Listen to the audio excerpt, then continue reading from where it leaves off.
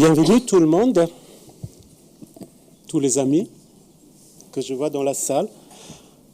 Bienvenue aussi, Monsieur le Conseiller d'État. Je suis très honoré de vous avoir à cette table, à notre première rencontre transfrontalière sur le thème de la santé. Bienvenue aussi, Monsieur Dufour, le président du Forum d'agglomération du Grand Genève. Merci tous les chercheurs, tous les activistes, tous les intéressés à cette thématique d'être ici avec nous. Le thème qu'on traite, c'est un thème qui a initié à occuper l'Université de Genève, en particulier un groupe qui travaille sur la santé. Je vois le professeur Claude Imbert-Gros est aussi avec nous depuis quelques années, à savoir comment c'est possible d'avoir sur un territoire deux systèmes de santé. Si on a ça dans un canton, on aurait tout de suite rationalisé, on le fait, on essaie, dans certains cantons ça marche plus ou moins bien, dans d'autres pas du tout, je pense à Neuchâtel. Mais dans l'ensemble, l'idée est d'être plus efficace quand on travaille ensemble. Et ce type de réflexion nous a poussé, il y a quelques années, à faire une première enquête. Mais qu'est-ce que pensent les acteurs de cette se mettre ensemble? Cette enquête, on l'a fait avec des acteurs du terrain, guidé par Sabrina Roduit qui est ici, Nicolas Charpentier qui est là-bas, et des autres partenaires du réseau. Elle a montré un besoin de faire quelque chose. Et ce besoin de faire quelque chose est un besoin un peu bizarre parce que tout le monde faisait quelque chose déjà. Alors on voulait savoir qu'est-ce qui est en fait ce besoin concrètement, qu'est-ce qui se passe dans cette société. On a découvert relativement vite, en faisant ce réseau, en se mettant à discuter ensemble régulièrement entre ces partenaires des deux côtés de la frontière, qu'effectivement beaucoup se faisait au niveau organisationnel, mais plutôt dans une logique, je dirais presque, de se débrouiller d'une manière ou d'une autre. Alors c'est un peu l'élément phare. On s'est débrouillé évidemment quant aux questions qui étaient liées au VIH, aux tests d'un côté ou de l'autre. Durant la période du Covid, c'était assez intriguant comment les acteurs d'en bas ont réussi à se coordonner. On a eu ça dans d'autres, évidemment, thématiques. Une thématique particulièrement importante, et je la cite surtout parce qu'il y a Pierre Maudet avec nous, c'était le domaine des drogues illégales et surtout l'accès au quai neuf qui a donné lieu durant le mandat premier de Pierre Maudet à une enquête qui a montré effectivement l'importance de penser ce type de service dans une logique transnationale. Ce type de service, dans cette logique transnationale, a amené à des collaborations, des institutionnalisations, mais toujours est porté par des acteurs du terrain sans vraiment avoir une politique derrière. Aussi au niveau personnel, on avait l'impression que ce qui se passe dans cette zone d'un système de santé, d'un territoire commun, mais sur deux États, était très près d'une logique de tactique individuelle, sans vraiment une logique qui les reliait. On a un peu enquêté ces logiques, on a trouvé des choses qui sont similaires, des personnes qui habitent sur ce territoire du côté suisse, qui prennent des assurances avec un surplus, qui peuvent utiliser les systèmes de santé au-delà de la frontière. De l'autre côté, beaucoup de services qui sont connus à Basse-Seuil, donc on n'est pas demandé d'où on vient, d'où on habite, on peut les utiliser.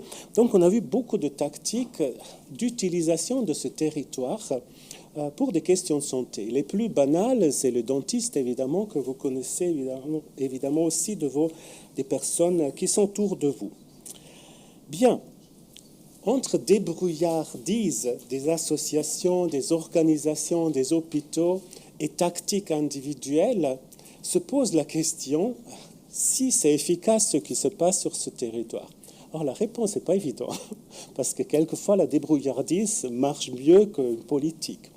Mais ce qu'on aimerait ici, en fait, initier comme réflexion et suivre la question, effectivement, si ce serait nécessaire de passer d'un système relativement peu transparent, avec beaucoup d'utilisation et beaucoup d'adaptation quotidien, à un système qui serait gouverné. C'est le terme, évidemment, qui est nécessaire à utiliser dans ce cas. Donc, gouverner la santé, les relations entre les deux territoires, de la mobilité pour des questions de santé entre ces deux territoires, par une politique qu'on ne peut pas développer ni dans la ville de Genève, ni dans le canton de Genève, ni en masse, mais qui nécessite effectivement une gouvernance à un autre niveau. Et c'est la force de ces gouvernances à un autre niveau. Ils se basent sur des consensus, sur beaucoup de rencontres. Mais une fois mis en œuvre, ils sont normalement basés aussi sur un certain nombre de bons arguments. Alors nous, on aimerait initier un peu cette réflexion sur les bons arguments par des données, par mettre en lumière ce qui sont les réalités qu'on est en train d'enquêter, les partager et voir effectivement est-ce qu'il y a la nécessité, le besoin, est-ce qu'il y a la volonté de partir dans une autre phase historique dans la gestion du territoire du Grand Genève du point de vue d'une gouvernance et non plus de ces dynamiques de bas vers le haut et de ces tactiques individuelles. Je passe la parole à Nicolas Charpentier qui est disparu, qui va nous guider cet après-midi, cette fin d'après-midi, et modérer donc la table ronde, mais aussi les interventions des spécialistes que nous avons ici avec nous. Et je te passe la parole. Donc, c'est mieux avec ça. Donc merci à toutes et tous de votre présence et nous allons poursuivre avec donc deux invités qui vont présenter leurs travaux. Donc Garance Clément qui est maîtresse de conférence à l'université de Haute-Alsace, ce qui est très intéressant puisque nous avons donc une collègue sur un territoire transfrontalier à Mulhouse, et Alexis Gumi qui est chargé d'enseignement et chercheur associé au LASUR, donc à l'EPFL, et qui ont produit des données très intéressantes sur différents contextes transfrontaliers et avec cet éclairage des inégalités sociales qui sont produites, présentes. Et on poursuivra ensuite avec un temps de table ronde. Voilà. Alors, je vous laisse maintenant présenter. Bonjour à toutes et à tous, merci beaucoup pour cette introduction et pour votre présence, on est très heureux et heureuses d'être là. Donc on va vous présenter rapidement quelques réflexions tirées du livre qui est ici, que vous voyez sur la gauche, et que vous pouvez scanner avec le QR code qui s'affiche, qui est en libre accès gratuitement, qui s'intitule « Société frontalière ». Alors le point de départ de ce livre, c'est un questionnement qui est vraiment académique, universitaire, et qui est propre à notre discipline d'ancrage, la sociologie urbaine.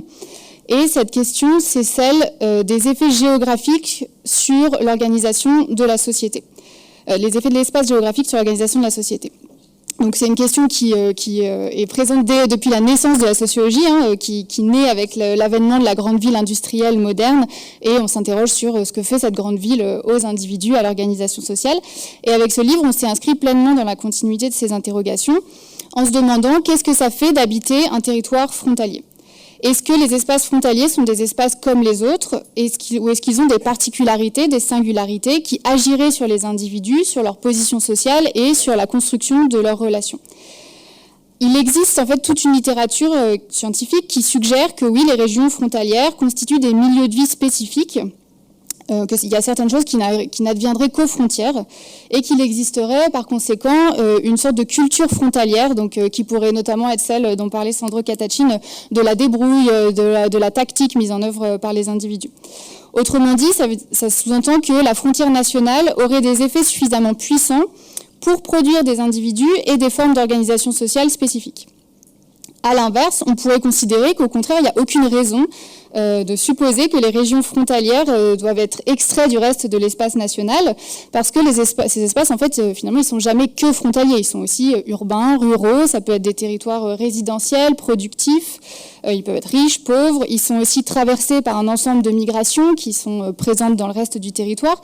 Ils sont affectés par les mêmes logiques de mondialisation, de financiarisation de la société, etc. Donc c'est une question, cette singularité des espaces frontaliers qui revêt un intérêt particulier si on s'intéresse aux enjeux de santé, même si on n'est pas des spécialistes de la question. Est-ce que vivre dans un territoire frontalier, ça amène à se soigner différemment? On a eu des pistes de réponse tout à l'heure. Est-ce qu'il faut envisager un système de soins spécifique, etc. Donc pour nous, tout l'enjeu du livre, pour apporter une réponse à ces questions, ça a été d'avancer en fait sur une ligne de crête entre d'un côté reconnaître la spécificité des espaces frontaliers, et de l'autre, rejeter ce qu'on pourrait qualifier de spatialisme, c'est-à-dire tomber dans l'excès de donner à la configuration géographique le pouvoir de tout expliquer. Et on a retenu en fait la proposition d'un autre sociologue, Philippe Hamann, selon laquelle les espaces frontaliers sont des mondes sociaux intermédiaires, c'est-à-dire qu'ils sont intéressants à la fois parce qu'ils ont une consistance propre, une spécificité, mais aussi parce qu'ils permettent de regarder à la loupe, de manière amplifiée, certaines dynamiques sociales qu'on peut observer partout ailleurs. Donc pour vous montrer comment on s'y est pris pour notre enquête, Alexis va maintenant vous présenter nos méthodes. Merci beaucoup. Je me rejoins d'ailleurs, je me rejoins au remerciement de notre présence ici. Donc peut-être pour vous donner encore quelques éléments sur le projet que nous avons mené. Donc c'est un projet qui a été financé par le Fonds national suisse de la recherche et qui concernait en fait 3 espaces frontaliers. Donc il y a le Grand Genève franco-suisse que vous voyez en bas à droite. Il y a aussi l'Eurométropole Lille-Courtrai-Tournai que vous voyez en haut, et franco-belge, et puis le Pays Basque franco-espagnol que vous voyez donc sur la 3e case. Évidemment, ces territoires sont assez différents les uns des autres pour plusieurs raisons, en termes de population, de composition, de superficie, et aussi évidemment d'état dans lequel se trouve l'intégration transfrontalière ou les processus de coopération transfrontalière. Genève étant plutôt dans un statut avancé, on va dire, d'échange et de coopération transfrontalière. Donc ce projet était composé de 2 enquêtes, une enquête quantitative et une enquête qualitative. L'enquête quantitative, évidemment, nous obligeait nécessairement à poser un périmètre dans lequel on souhaitait obtenir une certaine quantité de données pour faire en sorte que nos résultats soient finalement généralisables et représentatifs de la population. Pour ce faire, on s'est donc appuyé sur les périmètres institutionnels qui sont formalisés, donc le Grand Genève dans le cas genevois, tout en sachant très bien que les effets finalement de la frontière sont tout à fait susceptibles de s'extraire de ces périmètres-là.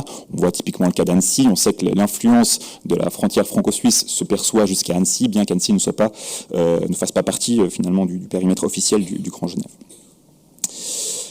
Au niveau qualitatif, donc sur la 2e enquête, là, on a peut-être dernière chose pour vous dire aussi sur l'enquête quantitative, on a réussi du coup à faire environ 600 entretiens, on a réussi à obtenir environ 600 enquêtés de part et d'autre de chacune de ces frontières pour avoir un échantillon complet d'environ 3200 personnes, sur lequel on a donc fondé nos analyses.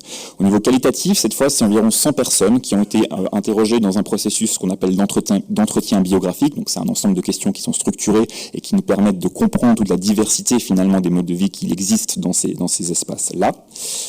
Et voilà donc les deux fondements, je dirais, de cette enquête. Ce qu'il nous faut encore préciser, j'espère ne pas vous décevoir, c'est que finalement les questions de santé et d'accès aux soins ont été assez absentes de notre enquête. Et pour une raison qui est assez simple, c'est que c'est aussi un enjeu méthodologique qui est très important parce que cela concerne des populations aussi qui ne sont pas aussi facilement atteignables dans des échantillons comme les nôtres. Mais voilà, on est convaincu de l'intérêt d'échanger sur ces questions et de retrouver finalement des résultats qu'on a observés sur d'autres thématiques. Donc ce qu'on va faire dans le temps qui nous reste, c'est vous présenter finalement 2 éléments qui peuvent faire en sorte que ces espaces frontaliers puissent être considérés comme étant particuliers, voire même extraordinaires. On développera chacun un. En ce qui me concerne, je parlerai de la façon dont l'existence de ce qu'on appelle les différentiels frontaliers s'adosse et reconfigure potentiellement les inégalités sociales qui existent dans les espaces frontaliers. Et Garance nous parlera de la façon dont ces espaces-là sont susceptibles de transformer le rapport à l'État des individus. Alors, je vais déjà commencer par vous définir potentiellement ce que l'on entend par le terme de différentiel frontalier. Donc le différentiel, c'est l'intensité finalement des écarts qu'il existe selon certaines thématiques entre l'un et l'autre des côtés d'une même frontière. Dans le cadre du Grand Genève, on les saisit assez bien. Ces différentiels, ils peuvent être extrêmement marqués. On a un effet de seuil qui est important, en particulier sur le marché du logement, sur le marché de l'emploi. Là, ce sont des différentiels qui sont proprement économiques, mais on peut aussi avoir des différentiels qui sont administratifs, de l'ordre de la gouvernance. On peut penser que la façon d'organiser le système de transport et de mobilité est compliquée aussi dans le Grand Genève parce que les compétences sont distribuées à différents échelons selon l'un ou l'autre des côtés de la frontière. Donc voilà, toutes sortes de différentiels existent. Ce qui nous a intéressé surtout, c'était d'interroger finalement la dimension, de percevoir ces différentiels comme l'une des dimensions spatiales de ces espaces frontaliers et de voir en quoi est-ce qu'ils étaient susceptibles de rebattre les cartes finalement des inégalités sociales. Et je vais vous montrer quelques exemples pour ce faire. Donc ça, c'est des tableaux qui sont repris du bouquin, hein, comme ça a été dit, il est en libre accès en ligne si jamais. Alors j'espère que c'est assez grand, si ce n'est pas le cas, je m'en excuse. Donc d'abord, il y a ce qu'on voit du côté gauche, ce qu'on connaît. On sait pertinemment que dans le Grand Genève, il y a des écarts en matière de revenus. On voit, ça c'est des chiffres qui sont tirés de notre enquête, que du côté français, on a à peu près 50% de la population qui est sous le seuil de 3 000 € revenus ménage, et du côté suisse, on est à peu près à la même proportion, 50% qui sont au-delà des 6 000 € revenus ménage. Donc ça c'est su, mais on voit déjà, c'est un premier élément crucial évidemment de la construction de ces inégalités sociales. Maintenant, ce qui est plus compliqué dans ces espaces frontaliers et qui remet parfois en question les outils qu'on peut mettre en place pour les observer, c'est que ces espaces frontaliers rebattent aussi un petit peu les cartes de la hiérarchie sociale et parfois spatiale, au sens où on utilise souvent les catégories socio-professionnelles pour évaluer les écarts entre les catégories supérieures, les professions intermédiaires, ou plutôt les ouvriers et les ouvrières. Et en fait, on va se rendre compte que dans les espaces frontaliers, les écarts sont parfois plus importants entre des ouvriers et des ouvrières, entre l'un et l'autre des côtés de la frontière, plutôt qu'entre un ouvrier et un cadre du supérieur qui habite du même côté de la frontière. Et parfois même, on va pouvoir observer des écarts qui sont très importants entre deux professions intermédiaires, qui sont voisins ou voisines, simplement l'une des deux a un emploi frontalier, l'autre pas. Et donc on va se retrouver dans des configurations inégalitaires qui sont très proches spatialement, et ça c'est dû aussi à la présence de la frontière. Donc effet de redistribution un petit peu des cartes des hiérarchies sociales. Deuxième élément, c'est qu'aussi la présence de ces différentiels va systématiquement engendrer des flux de mobilité. Ces écarts vont stimuler la façon dont les personnes se déplacent, à la fois au quotidien, mais aussi dans leur mobilité résidentielle.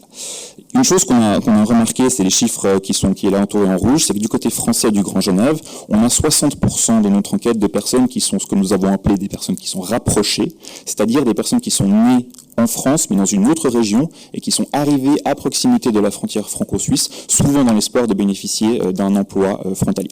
Mais tout en gardant, du coup, la majorité de leur monde administratif, si on peut le dire comme ça, du côté français, et aussi pour des questions d'assurance, et ça je pense que c'est un point crucial en ce qui concerne la question d'accès aux soins et à la santé. Donc recomposition aussi sociologique finalement des populations qui composent ces territoires frontaliers, et de plus en plus loin souvent de la frontière. On sait que ce phénomène d'arrivée s'étend de plus en plus au fil de l'urbanisation et va de plus en plus loin dans le Grand Genève.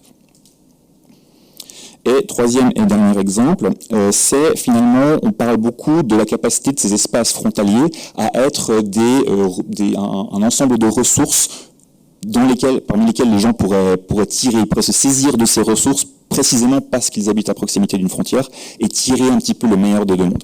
Et en fait, cette logique-là se confronte assez rapidement aux frontières sociales, dans la mesure où on le voit notamment donc, sur la droite. C'est le fait, on a interrogé les gens sur « avez-vous habité au moins 3 mois de l'autre côté de la frontière ?» Et ces expériences résidentielles de l'autre côté de la frontière restent largement réservé à des populations qui sont très diplômées. Et ça, on l'observe aussi, bien qu'avec un petit peu plus il y a quelques contre-exemples, au niveau de l'emploi frontalier. Même si on sait que l'emploi frontalier est présent en haut et en bas de la hiérarchie sociale, ça reste quand même un monde professionnel qui est davantage accessible à des personnes qui ont en tout cas des formations universitaires. Donc, ces mobilités transfrontalières sont encore souvent socialement situées, c'est-à-dire qu'elles sont vraiment encore conditionnées par la position que l'on occupe dans l'espace social.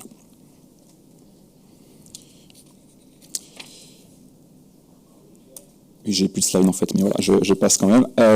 En fait, ça, c'est aussi profondément adossé à la question de la mobilité, à la question surtout de la capacité que les personnes qui habitent dans ces espaces frontaliers ont de se déplacer. Et on le sait, avec d'autres travaux qu'on a menés, notamment au laboratoire de sociologie urbaine, Vincent Kaufmann parle de capital de mobilité, il appelle ça la motilité, c'est-à-dire cette façon que les gens ont plus ou moins, il y a plus ou moins d'aisance en fait à être mobiles dans l'espace géographique. Et ça, on sait profondément que c'est pas équitable et que certaines personnes sont plus en mesure de le faire que d'autres.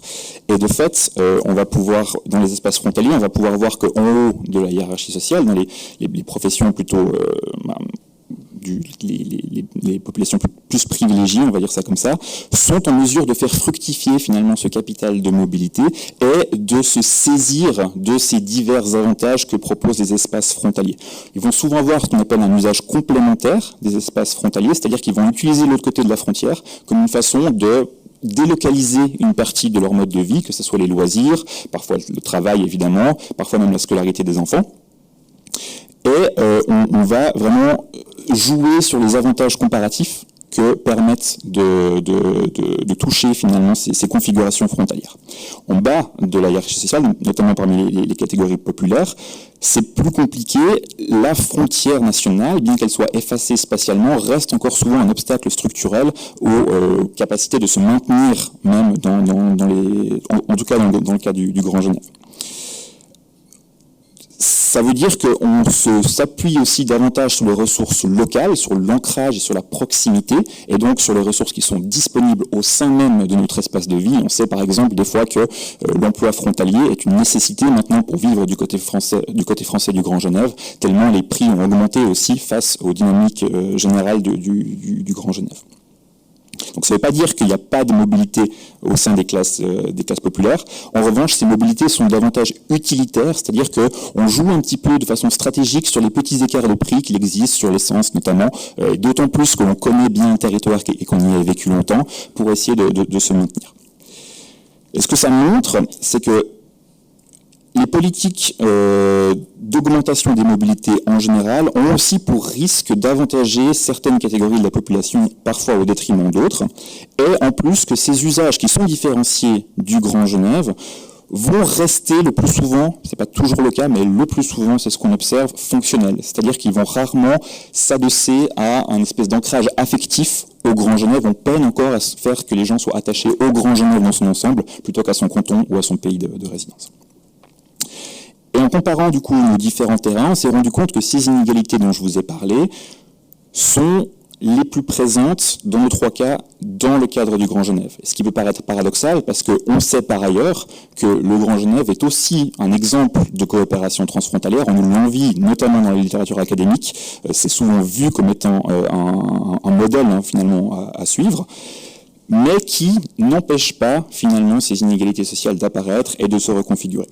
Et c'est ce qui nous a conduit, je dirais, à réinterroger finalement les conséquences de cette augmentation des mobilités dans les espaces frontaliers, qui sont souvent peu questionnés et vus comme étant bénéfiques de facto, pour les réintégrer un peu dans une perspective de cohésion sociale, en quoi est-ce qu'elles peuvent permettre ou empêcher les individus qui composent ces territoires de vivre en cohésion, quoi. Et ça vous montre aussi un petit peu la façon dont on a essayé de sortir d'une approche très économique et géographique des espaces frontaliers qui sont souvent évalués au gré de l'intensité des mobilités transfrontalières qu'il existe. On dit que souvent un espace frontalier va bien quand il y a beaucoup de mouvements, parce que c'est synonyme, mais c'est vrai, du dynamisme du marché de l'emploi, pour plutôt réinscrire cette question dans une perspective plus empirique et qui s'intéresse à l'ensemble de la diversité des modes de vie qui existent dans ces espaces-là. Et donc, pour conclure mon propos, après je passerai la parole à Garance, il est important, et c'est un des résultats de notre recherche, de toujours se rappeler que l'effacement des frontières d'un point de vue spatial n'empêche pas qu'il va y avoir une reconfiguration et une redistribution des inégalités sociales, et en particulier dans une forme qui n'est plus simplement Suisse versus France. On va avoir une recomposition de ces inégalités aussi à une échelle locale, à une échelle régionale, et ça va s'extraire de cette logique un peu binaire de France contre Suisse. Voilà, je repasse la parole pour la deuxième partie.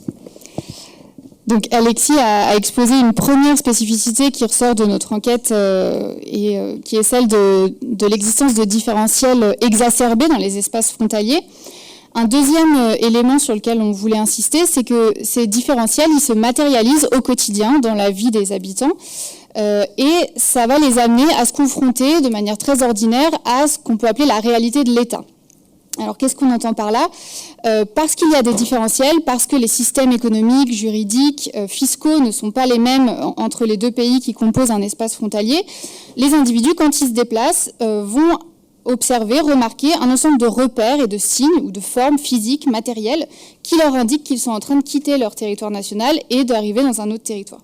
Donc ça peut être des choses très bêtes, ça peut être un changement d'architecture, ça peut être des enquêtés parlent de la durée des feux rouges ou de la forme des feux rouges qui changent d'un pays à l'autre. Mais ça peut être aussi des choses qu'on associe plus directement à l'État, comme le passage des douanes. Et ça peut être des choses qui sont quasiment imperceptibles si on a l'habitude de les fréquenter, les changements de prix, les changements de marque quand on passe d'un pays à l'autre.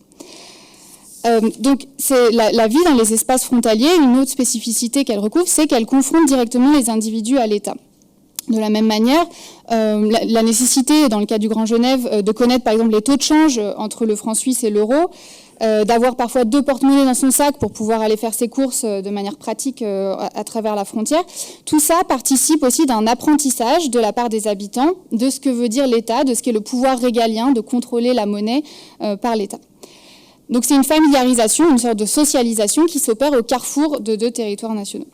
Et c'est des questions qui peuvent se poser tout au long de la trajectoire biographique, à partir de choix qui sont à la fois cruciaux et très banals. Où est-ce qu'on va accoucher? Dans quelle maternité? Dans quelle mairie est-ce qu'on va enregistrer son mariage si on est un couple binational? Quelle nationalité on va choisir de transmettre à ses enfants? Quelle procédure on va pouvoir mettre en œuvre s'il faut rapatrier le corps d'un défunt de l'autre côté de la frontière. Donc des choses qui, tout au long de la vie, vont nous confronter à la réalité des frontières nationales et de la présence de l'État dans notre quotidien. C'est aussi un résultat qui se manifeste plus particulièrement lorsque les enquêtés racontent des pratiques de transgression de ce pouvoir de l'État à travers le récit de pratiques plus ou moins graves de fraude. Donc ça peut être des récits qui se transmettent d'ailleurs de génération en génération sur les grands-parents qui cachaient de la viande sous la jupe des femmes pour pouvoir passer la frontière sans payer les taxes, ou des tactiques d'emmener les enfants dans la voiture pour avoir plus de personnes à bord et pouvoir acheter plus de bouteilles d'alcool. Donc des petites transgressions en fait qui sont domestiques, mais qui participent aussi d'un apprentissage du contrôle et des règles imposées par l'État. Je pense qu'on a eu un exemple assez marquant avec la crise du Covid, il en a été question tout à l'heure. Tout d'un coup, le ressurgissement des frontières nationales, des contrôles aux frontières, a fait se rappeler à l'ensemble des habitants des régions frontalières européennes qui sont très pacifiées et dans lesquelles on se déplace facilement, que c'était pas si naturel que ça de traverser les frontières nationales et qu'on pouvait de nouveau se trouver confronté à l'arrivée d'un pouvoir coercitif et régulateur de la part des États. Et là encore, ça a toute son importance en lien avec les problématiques de santé. Recevoir un courrier d'une assurance santé quand on n'est pas familier du système national du pays voisin, ça nous confronte de nouveau à cette idée que l'État est présent au quotidien et qu'on n'en maîtrise pas forcément toutes les logiques. Cette confrontation à des différentiels d'un côté et puis au retour de l'État dans nos vies quotidiennes quand on habite dans les espaces frontaliers, ça peut déboucher sur des formes de tension et de contestation. Alors là, je prends un exemple qui est tiré de notre terrain lillois, sur lequel moi j'ai travaillé plus particulièrement. En 2019, il y a eu l'annonce d'une révision du système fiscal ou du taux d'imposition des Français installés en Belgique, mais continuant à travailler en France. Cette révision de l'impôt de frontaliers français en Belgique, elle a suscité énormément de contestations, de tollés. Il y a des groupes qui se sont formés pour essayer de se mobiliser, pour faire annuler la réforme. Et en fait, cet exemple montre que dans certains cas, il y a l'envie collective de faire ressortir ou de construire une cause frontalière. Et donc de montrer qu'il existe une spécificité de la vie dans les espaces frontaliers et d'en faire une opportunité de mobilisation politique ou de contestation. Donc il existe des formes de tension et de contestation qui naissent de la spécificité de la vie dans les espaces frontaliers. Pour autant, et je pense que c'est le résultat le plus important de notre livre et sur lequel on aimerait conclure, l'enquête montre que, au-delà de ces formes de tension et de contestation, les espaces frontaliers ne représentent en rien un creuset ou une matrice d'antagonisme ou de xénophobie. C'est pas parce qu'on est à proximité des frontières nationales que les tensions sont ravivées nécessairement. Et ce qu'on trouve au contraire, c'est qu'à proximité des frontières, dans les 3 terrains qu'on a enquêtés, il y a plutôt des formes d'indifférence mutuelle en réalité, plutôt que de tensions constantes ou de rapports conflictuels, et des formes d'indifférence qui sont plutôt bienveillantes, c'est-à-dire que dans les enquêtes, les questions qu'on pose et la manière dont les gens se représentent leurs voisins est de façon prédominante, positive et bienveillante. Mais il y a une forme d'indifférence qui perdure. Et c'est là qu'on en revient à notre questionnement de départ. En fait, il n'y a pas de raison que dans les espaces frontaliers, on se soucie toujours et nécessairement plus de nos voisins. On vit aussi de la même manière qu'ailleurs, en ayant parfois la conscience plus forte d'être à proximité de la frontière. Merci beaucoup pour votre attention.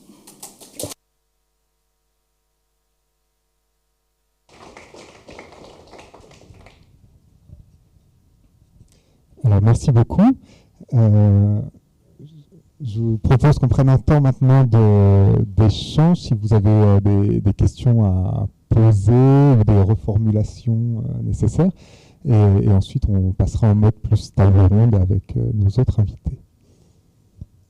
J'ai un micro pour vous.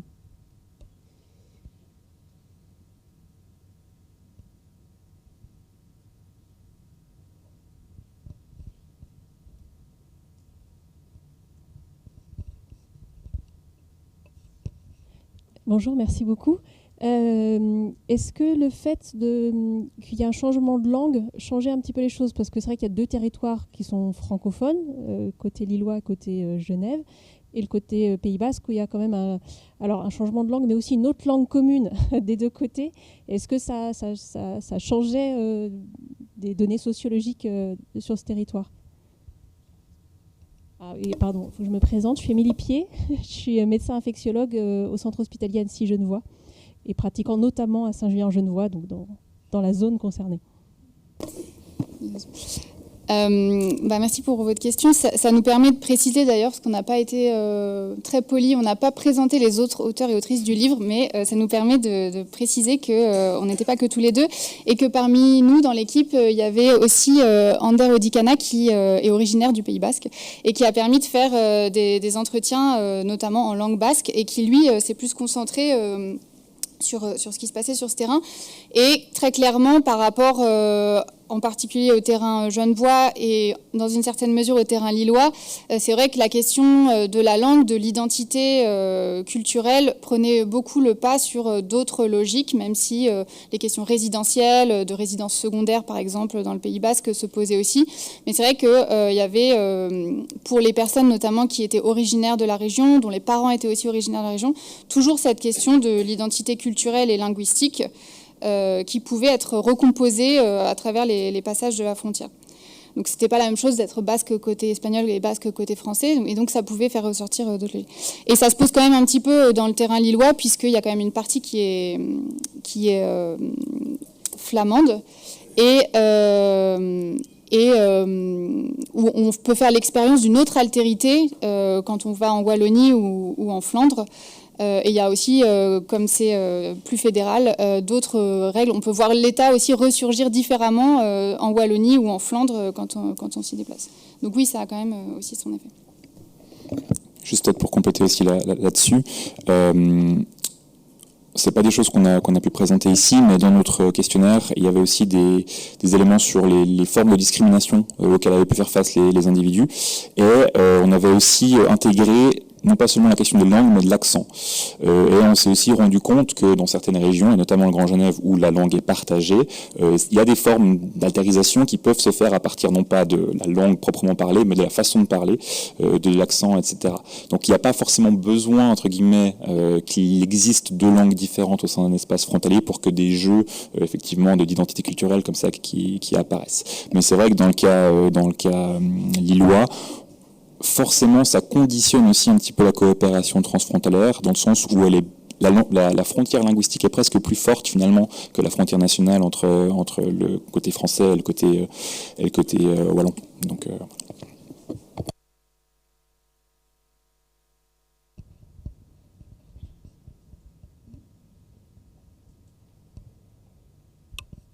Bonjour, merci beaucoup pour la clarté de votre discours. Je suis Sophie Bontemps, service du médecin cantonal du canton de Genève.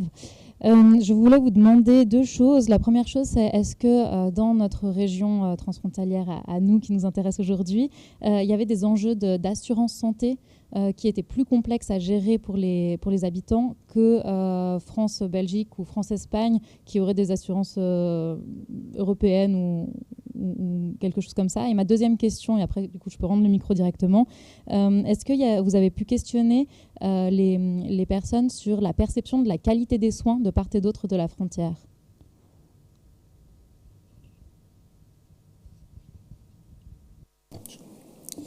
Merci pour votre question. Effectivement, alors comme je le disais un petit peu en introduction, on a peut-être trop occulté la question de la santé aussi, parce que c'est pas nos domaines de prédilection, forcément. Cependant, ce que l'on avait interrogé, c'était l'accès, au sens la facilité de se rendre dans des structures de santé, dans le Grand Genève et dans les autres terrains aussi. Là, c'était une question assez simple. C'était de la perception, vraiment à quel point avez-vous l'impression d'avoir facilement accès aux infrastructures de santé. Et clairement, sur l'ensemble de ces questions d'accès aux soins, le Grand Genève était à nouveau un exemple où il y avait une forte disparité entre les deux côtés de la frontière, où du côté français, on avait davantage l'impression d'être conditionné par la grande polarité du centre-ville genevois, au détriment peut-être des services de soins, même s'ils existent hein, évidemment, mais il y avait aussi souvent cette idée qu'ils étaient plus loin parce que la mobilité, notamment la mobilité partagée, est beaucoup organisée à destination de Genève, en tout cas dans le cadre de cette coopération du Grand Genève, et que ça pouvait aussi susciter cette impression d'être un petit peu, je ne vais pas dire dans un désert médical, ça serait exagéré, mais effectivement d'avoir plus de peine finalement à accéder à ce genre de service.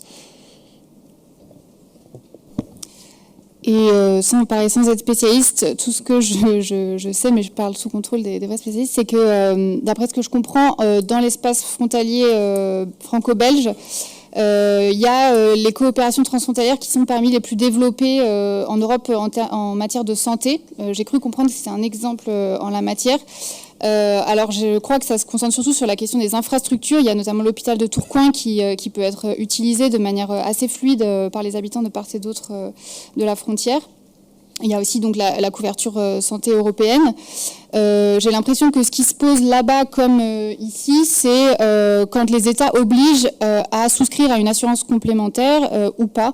Et donc, voilà, selon qu'on habite ou qu'on travaille de part et d'autre de la frontière, on peut se retrouver non pas dans des formes de double imposition, parce que ça c'est interdit par les conventions européennes, mais peut-être dans des formes de double protection ou d'un cumul de coûts associés à la santé qui pourrait être problématique. Mais je ne sais pas si c'est juste. Voilà, désolée de ne pas pouvoir être plus précise.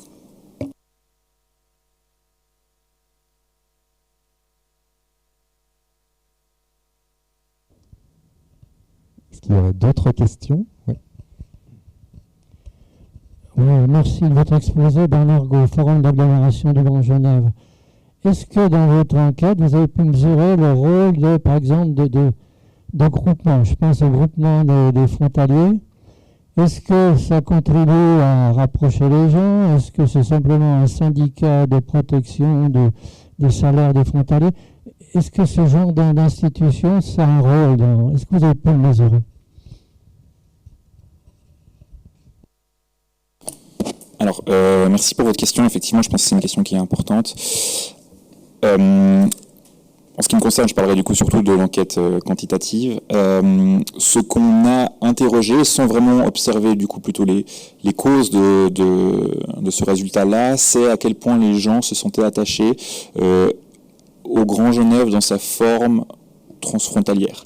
On leur a aussi posé des questions sur la connaissance qu'ils pouvaient avoir de certaines réalisations. Alors il y avait l'exemple du Léman Express, mais celui-ci est assez connu quand même et assez partagé. Mais il y avait aussi d'autres éléments comme des festivals qui étaient organisés par typiquement des associations ou par les institutions transfrontalières, pour se rendre compte que c'était encore assez mal identifié de façon générale, y compris les institutions, les instances du Grand Genève, même si à nous évidemment ça nous parle parce que ça concerne beaucoup de personnes ici, pour la plupart des individus qui vivent au quotidien ce territoire, ça reste quelque chose qui est encore, je ne vais pas dire obscur, mais qui parfois obscurcit finalement par d'autres formes d'identification, je pense au canton, je pense à la ville, je pense à etc., qui prennent le pas encore sur ces choses-là.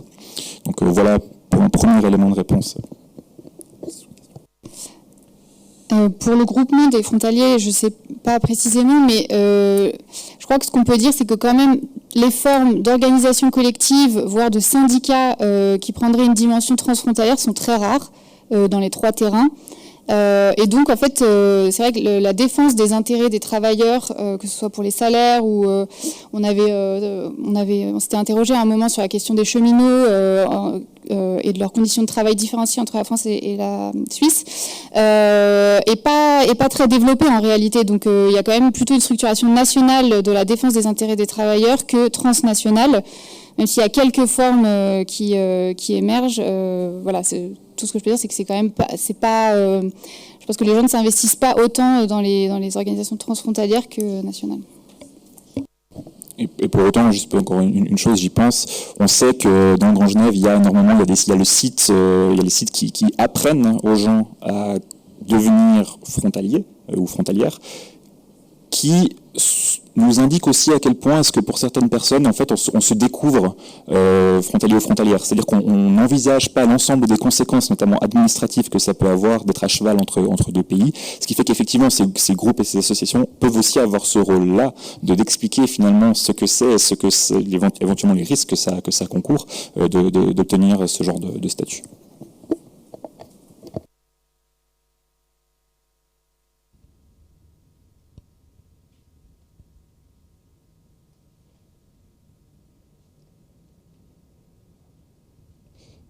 Bon, je vais vous proposer qu'on passe en mode table ronde et je vais inviter donc nos autres interlocuteurs, donc Monsieur Pierre Maudet, Monsieur Olivier Dufour et Sabrina Roduit à vous rejoindre devant.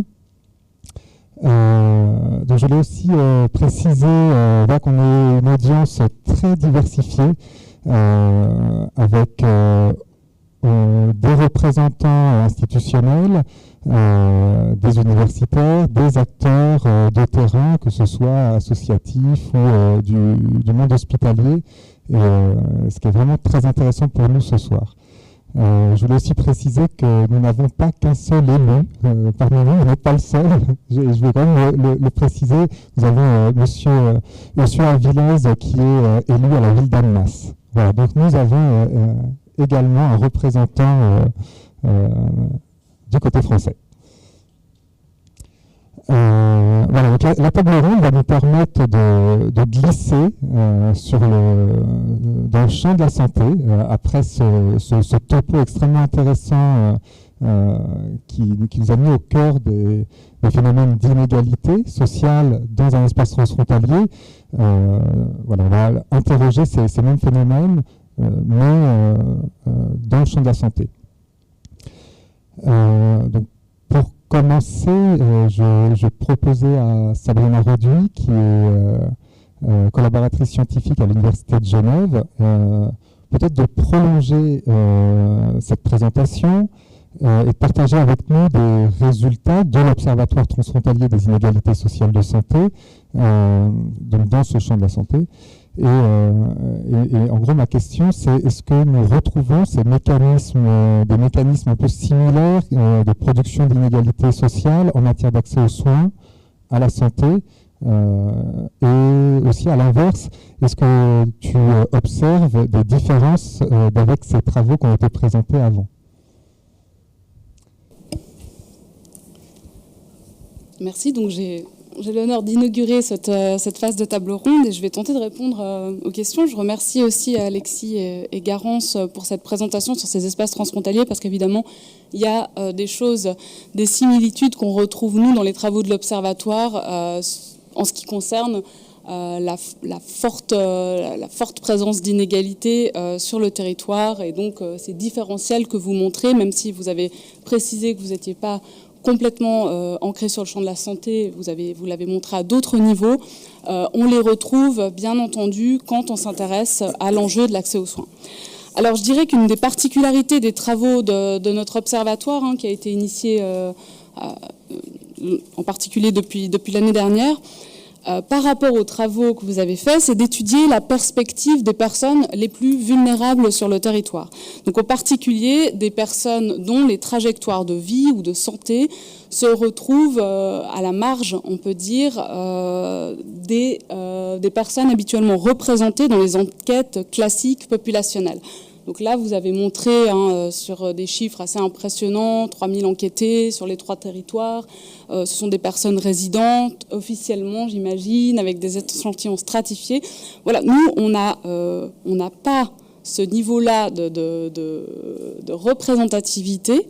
Par contre, on a pu observer les trajectoires de personnes qu'on ne retrouverait pas dans ces enquêtes et qui font face, j'ai envie de dire, à encore plus cette expérience d'un différentiel, et notamment dans les questions d'accès aux soins. Donc, pour répondre sur la question des inégalités d'accès à la santé, moi je me base sur l'un de nos volets d'études qui fut une étude par entretien, donc un volet qualitatif plutôt exploratoire. Et un premier constat, ça revient à ce que vous disiez hein, sur l'absence de binarité entre France-Suisse, c'est le fait que les mobilités pour raison de santé, c'est-à-dire les individus qui se déplacent au-delà de la frontière pour aller chercher des soins, sur le territoire du Grand Genève, apparaissent comme multidimensionnels, pluridimensionnels. Il n'y a pas une manière de se déplacer. Ce ne sont pas les résidents français qui viennent en Suisse ou les Suisses qui vont en France. C'est vraiment, ça prend des dimensions multidimensionnelles. Donc ça c'est quand même un premier résultat important, je dirais, sur ce territoire. Et puis l'autre part, c'est que ça peut revêtir des logiques très différentes. On peut rechercher des soins de l'autre côté de la frontière par proximité, par exemple proximité géographique liée à son travail, l'accessibilité financière notamment, mais aussi l'accessibilité par rapport à un service qui serait disponible de l'autre côté de la frontière, mais pas disponible du côté où on réside, en fonction de l'assurance, de l'assurabilité. Donc vous avez parlé des questions d'assurance également, voilà, ou d'une expérience antérieure, etc.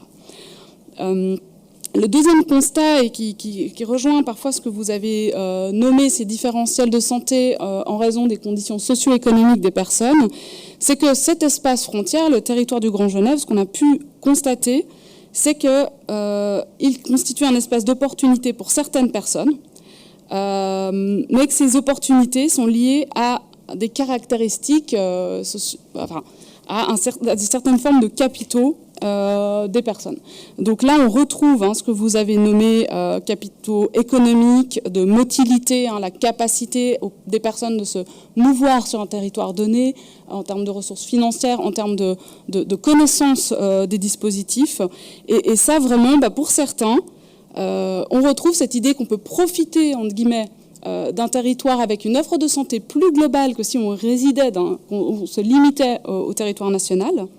Mais pour certains groupes de population qui sont plus en précarité, on avait des personnes par exemple en situation de sans-abrisme, en situation des personnes sans statut légal sur le territoire, et pour elles font beaucoup plus face à des contraintes, à des obstacles dans l'accès aux soins, et le rapport à la frontière est aussi beaucoup plus problématique. Donc parfois même quand elles sont réorientées en disant « allez de l'autre côté de la frontière, ça sera peut-être plus facile pour vous », ce qui existe en milieu médical, ce n'est pas forcément une solution.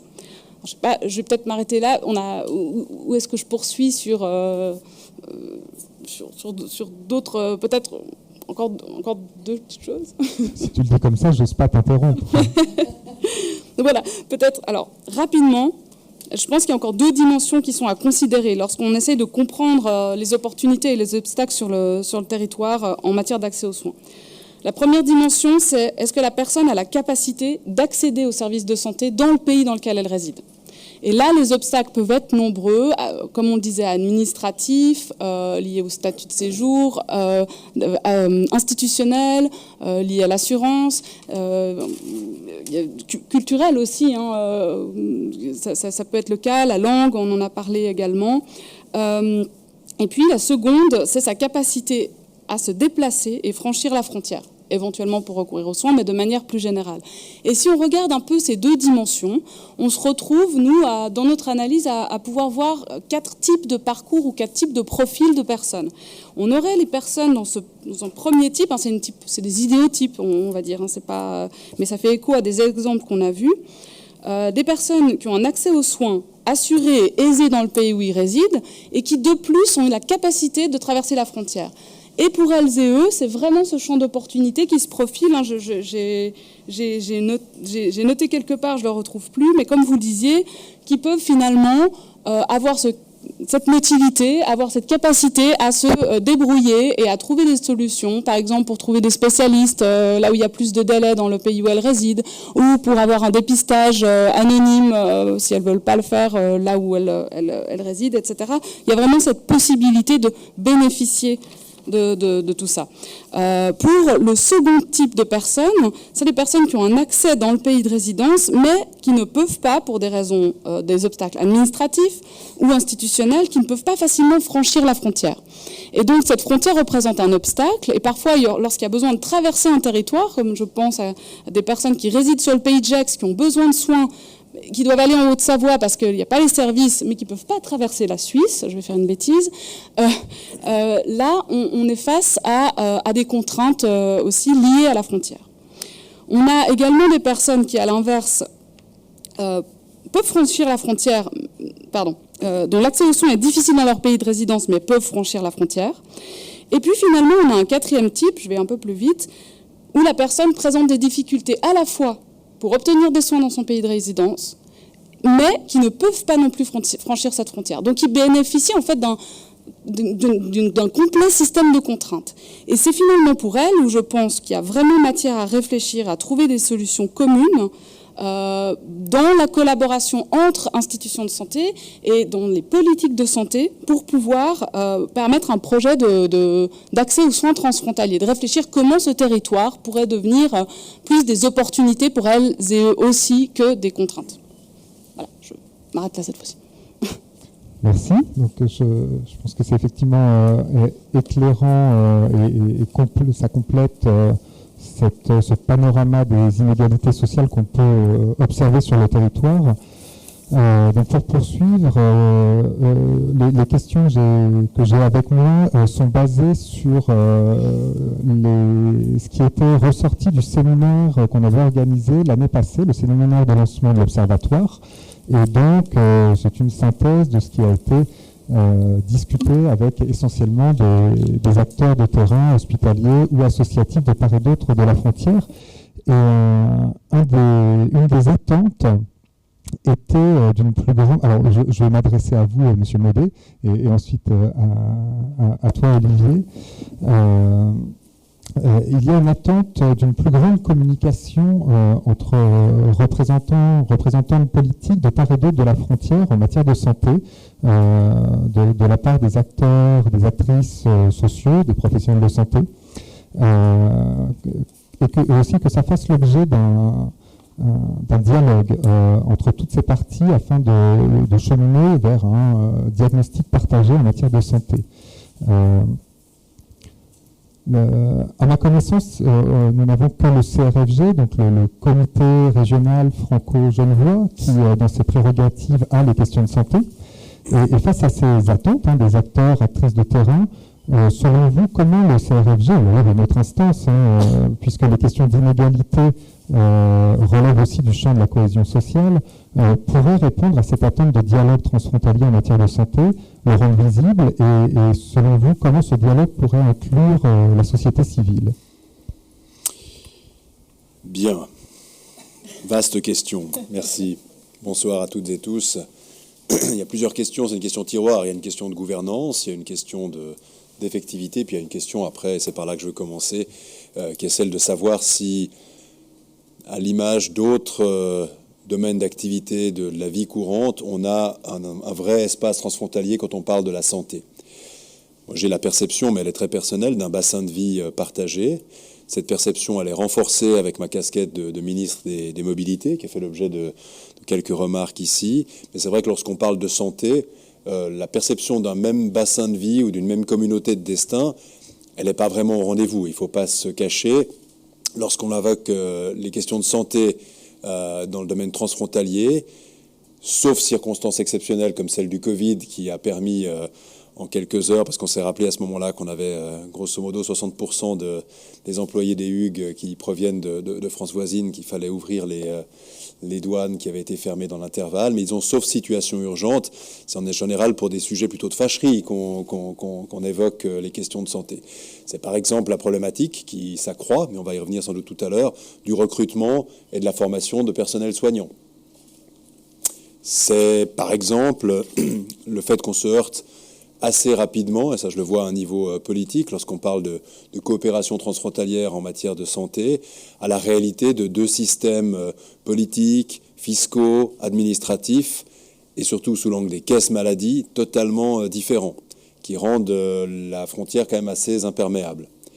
Donc, je commence par vous parler de ce bassin de vie qu'on a sous les yeux, mais qui en termes de santé se concrétise assez peu, pour vous dire et répondre ainsi à la question qu'en matière de gouvernance, oui, le CRFG existe, il a une commission spécifiquement dédiée aux questions de santé, mais c'est précisément, si on rentre dans le détail, l'occasion de souligner que, en face du ministre genevois de la Santé, on a une interlocutrice qui se trouve être la directrice de l'agence régionale de santé, une dame remarquable, qui a, je crois, le rang de préfet en France, puis qui est basée à Lyon, qui gère donc la santé pour une région, la région Auvergne-Rhône-Alpes, d'environ 9 millions d'habitants, l'équivalent de la population suisse, qui va du Cantal à la Haute-Savoie, de la Drôme au nord, quasiment à la Bourgogne, et qui, dans cette constellation-là, se dit, bon, le coin là, de la Haute-Savoie et de l'Ain, c'est problématique, à l'instar d'autres coins de la région.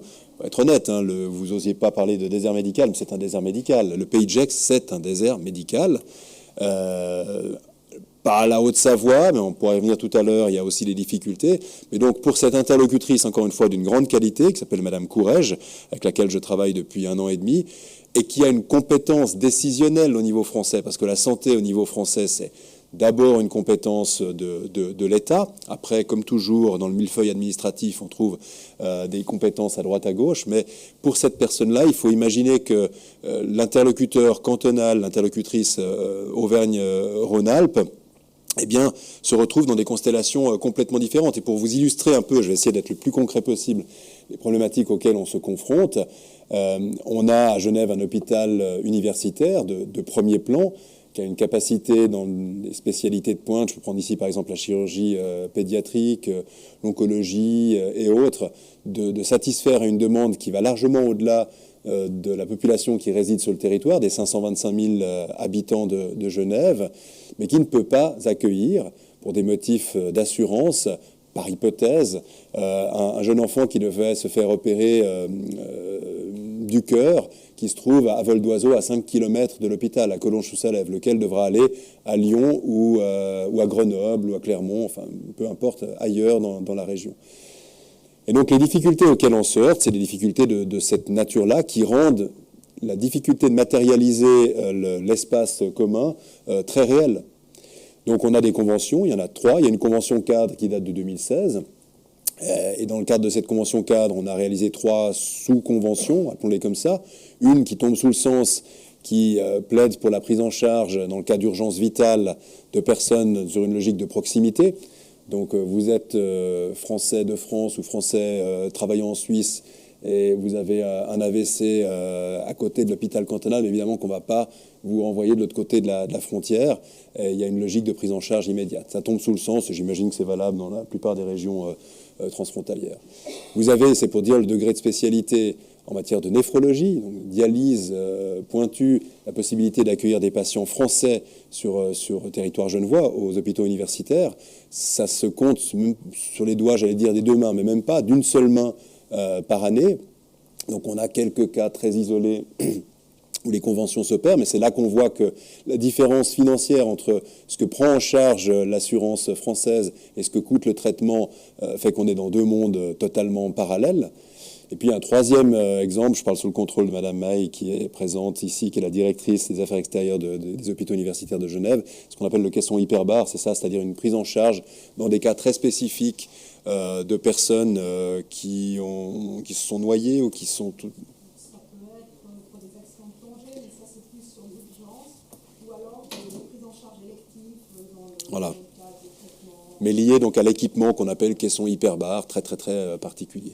En réalité, si l'on voulait bien faire aujourd'hui, et il y aurait un avantage commun pour les hôpitaux universitaires, augmenter la taille critique de la patientèle, parce que ça commence à devenir restreint, 500 000 habitants pour justifier un hôpital universitaire du niveau des Hugues, et servir une population qui... sans doute avantageusement, côté haut-savoyard, côté indinois, verrait la proximité comme un gain de qualité de vie. Si vous devez prendre pour la dialyse tous les jours ou tous les X jours le taxi pour aller à Lyon, on voit ce que ça peut représenter en coût, mais aussi en perte de qualité de vie. Mais c'est pas possible. C'est pas possible parce que, au niveau national, principe républicain de l'égalité du traitement, c'est la Caisse nationale d'assurance maladie qui gère, et s'il n'y a pas d'accord, on ne peut pas prendre en charge. Et puis côté suisse, on a aussi quand même un principe de territorialité de l'accès aux soins. Pour donner un deuxième et dernier exemple, et puis ensuite je rends le micro, et je reprendrai volontiers la parole ensuite pour donner d'autres éléments. Donc on a ce bassin de vie, on a cet élément de gouvernance, comité régional franco-genevois, commission de la santé, on a des discussions, le dialogue existe, donc c'est pour répondre à votre question. Maintenant, la visibilité d'action, elle est faible parce qu'on se heurte à ces obstacles politiques, administratifs et aussi législatifs. Mais il y a un domaine dans lequel, depuis un an en tout cas, que j'assume ce mandat politique, j'ai le sentiment qu'on pourra aller plus loin, c'est dans le domaine de la formation. Parce que la perception, très forte, vous l'avez esquissée, mais je pense qu'on peut souligner le trait, la perception d'une perte de services publics est extrêmement forte aujourd'hui en Haute-Savoie et dans l'Ain, avec plus de 60% du personnel soignant résident en Haute-Savoie qui va travailler sur Suisse, établissements publics ou privés confondus.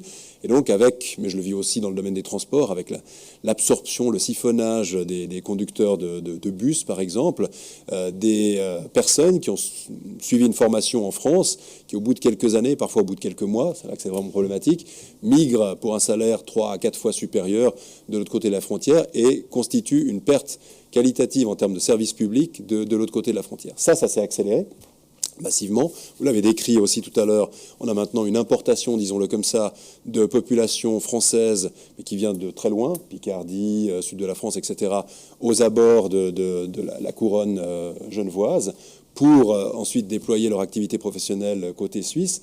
Et la réponse que les autorités franco-suisses souhaitent amener à ça, c'est une capacité de former en Suisse et en France bien supérieure. Et pour ça, il n'y a pas de tabou, y compris financier, une possibilité pour Genève de contribuer. Il y a ce qu'on appelle les IFSI, les instituts de formation en soins infirmiers. Il y en a un qui est en construction à Annemasse. Je suis ravi de savoir qu'il y a un élu d'Annemasse ou une élue qui pourra le confirmer tout à l'heure. Mais là, de nouveau, la difficulté, c'est que l'IFSI, en termes de quotas de formation, il dépend de la région. Donc de nouveau, c'est M. Vauquier, enfin c'est plus M. Vauquier maintenant, c'est un autre, qui se trouve à Lyon, qui va décider d'ouvrir ou pas les quotas de formation pour cet institut, et puis qui se dit, franchement, Annemasse, c'est à quelques kilomètres de la Suisse, pourquoi est-ce qu'on investirait au niveau de la région des fonds pour former des gens qui, au mieux, après 3 ans, vont passer de l'autre côté de la frontière, au pire, le mois qui suit leur formation, même si on met une pénalité financière qui sera immédiatement réglée, rubis sur l'ongle, par la première clinique privée qui a besoin urgent de personnel, pourquoi continuer à former?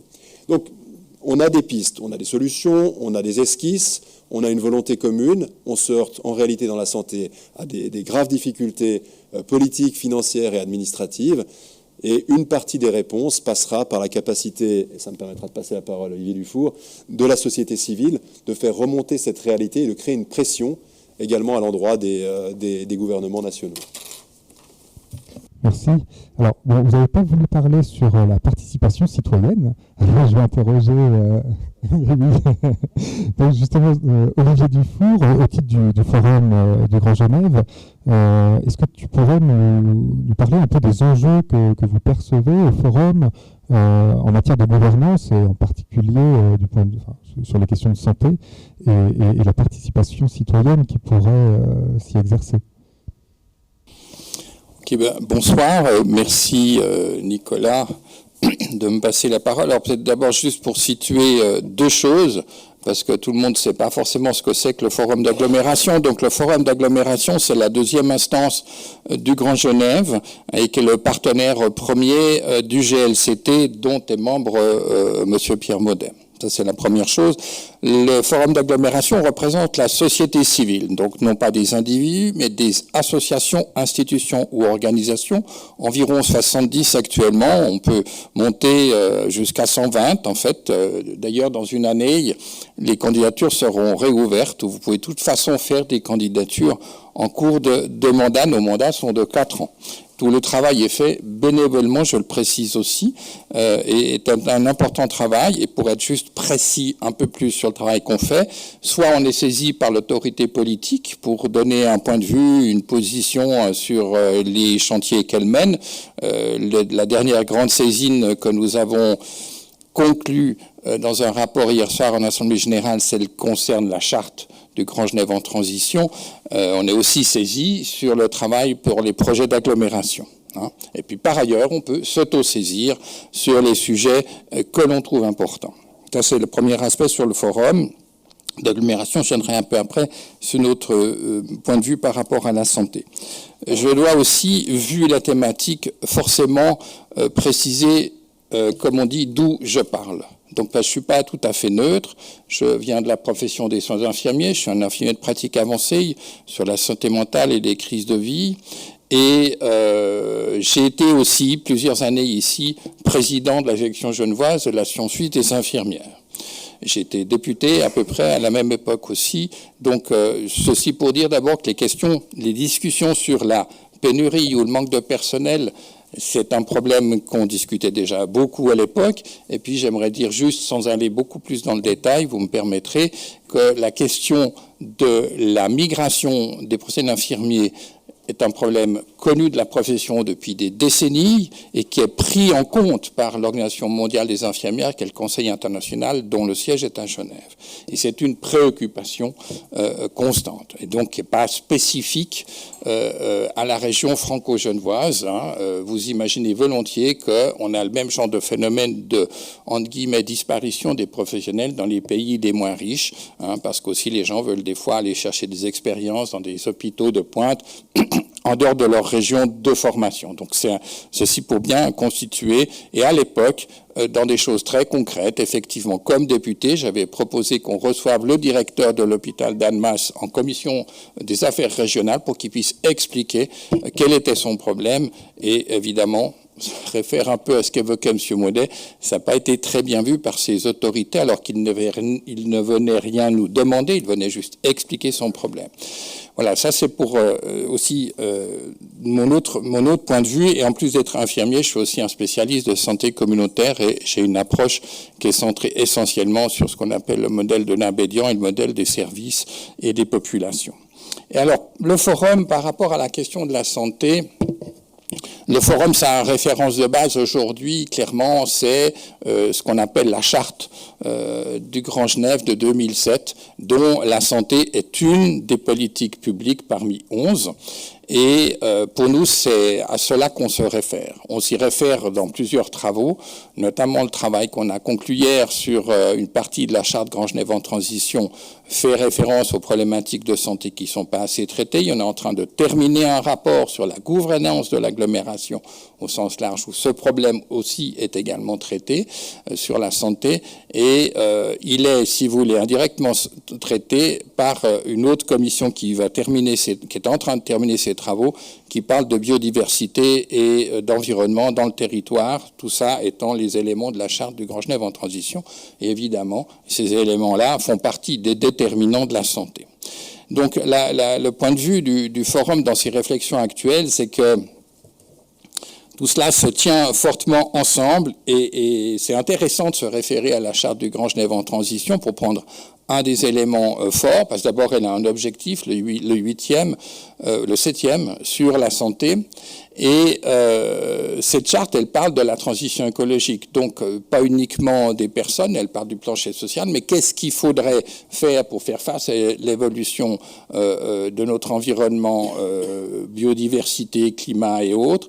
Tous ces éléments ayant évidemment un impact sur la santé sont des déterminants, en plus des autres déterminants qui sont dans le cadre de ce qu'on appelle le plancher social dans cette charte, qui sont les déterminants liés aux problématiques économiques, aux problématiques de déplacement qui ont été largement évoquées jusqu'à maintenant. C'est d'ailleurs intéressant quand on lit votre travail de recherche, parce qu'on voit qu'il y a effectivement un certain nombre de déséquilibres que vous avez soulignés, et on peut donc, je pense honnêtement, se demander si aussi notamment pour la région franco-genevoise, qui est très internationale, probablement aussi que le phénomène d'aller chercher ou pas des soins, de recourir aux aides, varie selon les origines, un mot large de culturel, qui peut aussi avoir un impact, évidemment, sur le comportement des gens par rapport à ces problèmes.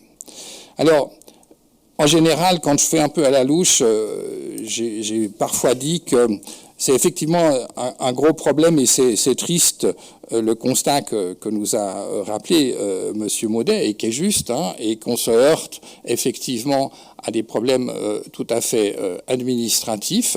Et je me souviens aussi à cette même époque, quand j'étais président de l'association, ce qui me frappait, parce que je donnais des cours à l'IFSI de Annemasse, eh bien, c'est que dans des rencontres et des discussions avec des médecins, je leur rappelais qu'aux UG, il y a toute une série de prestations.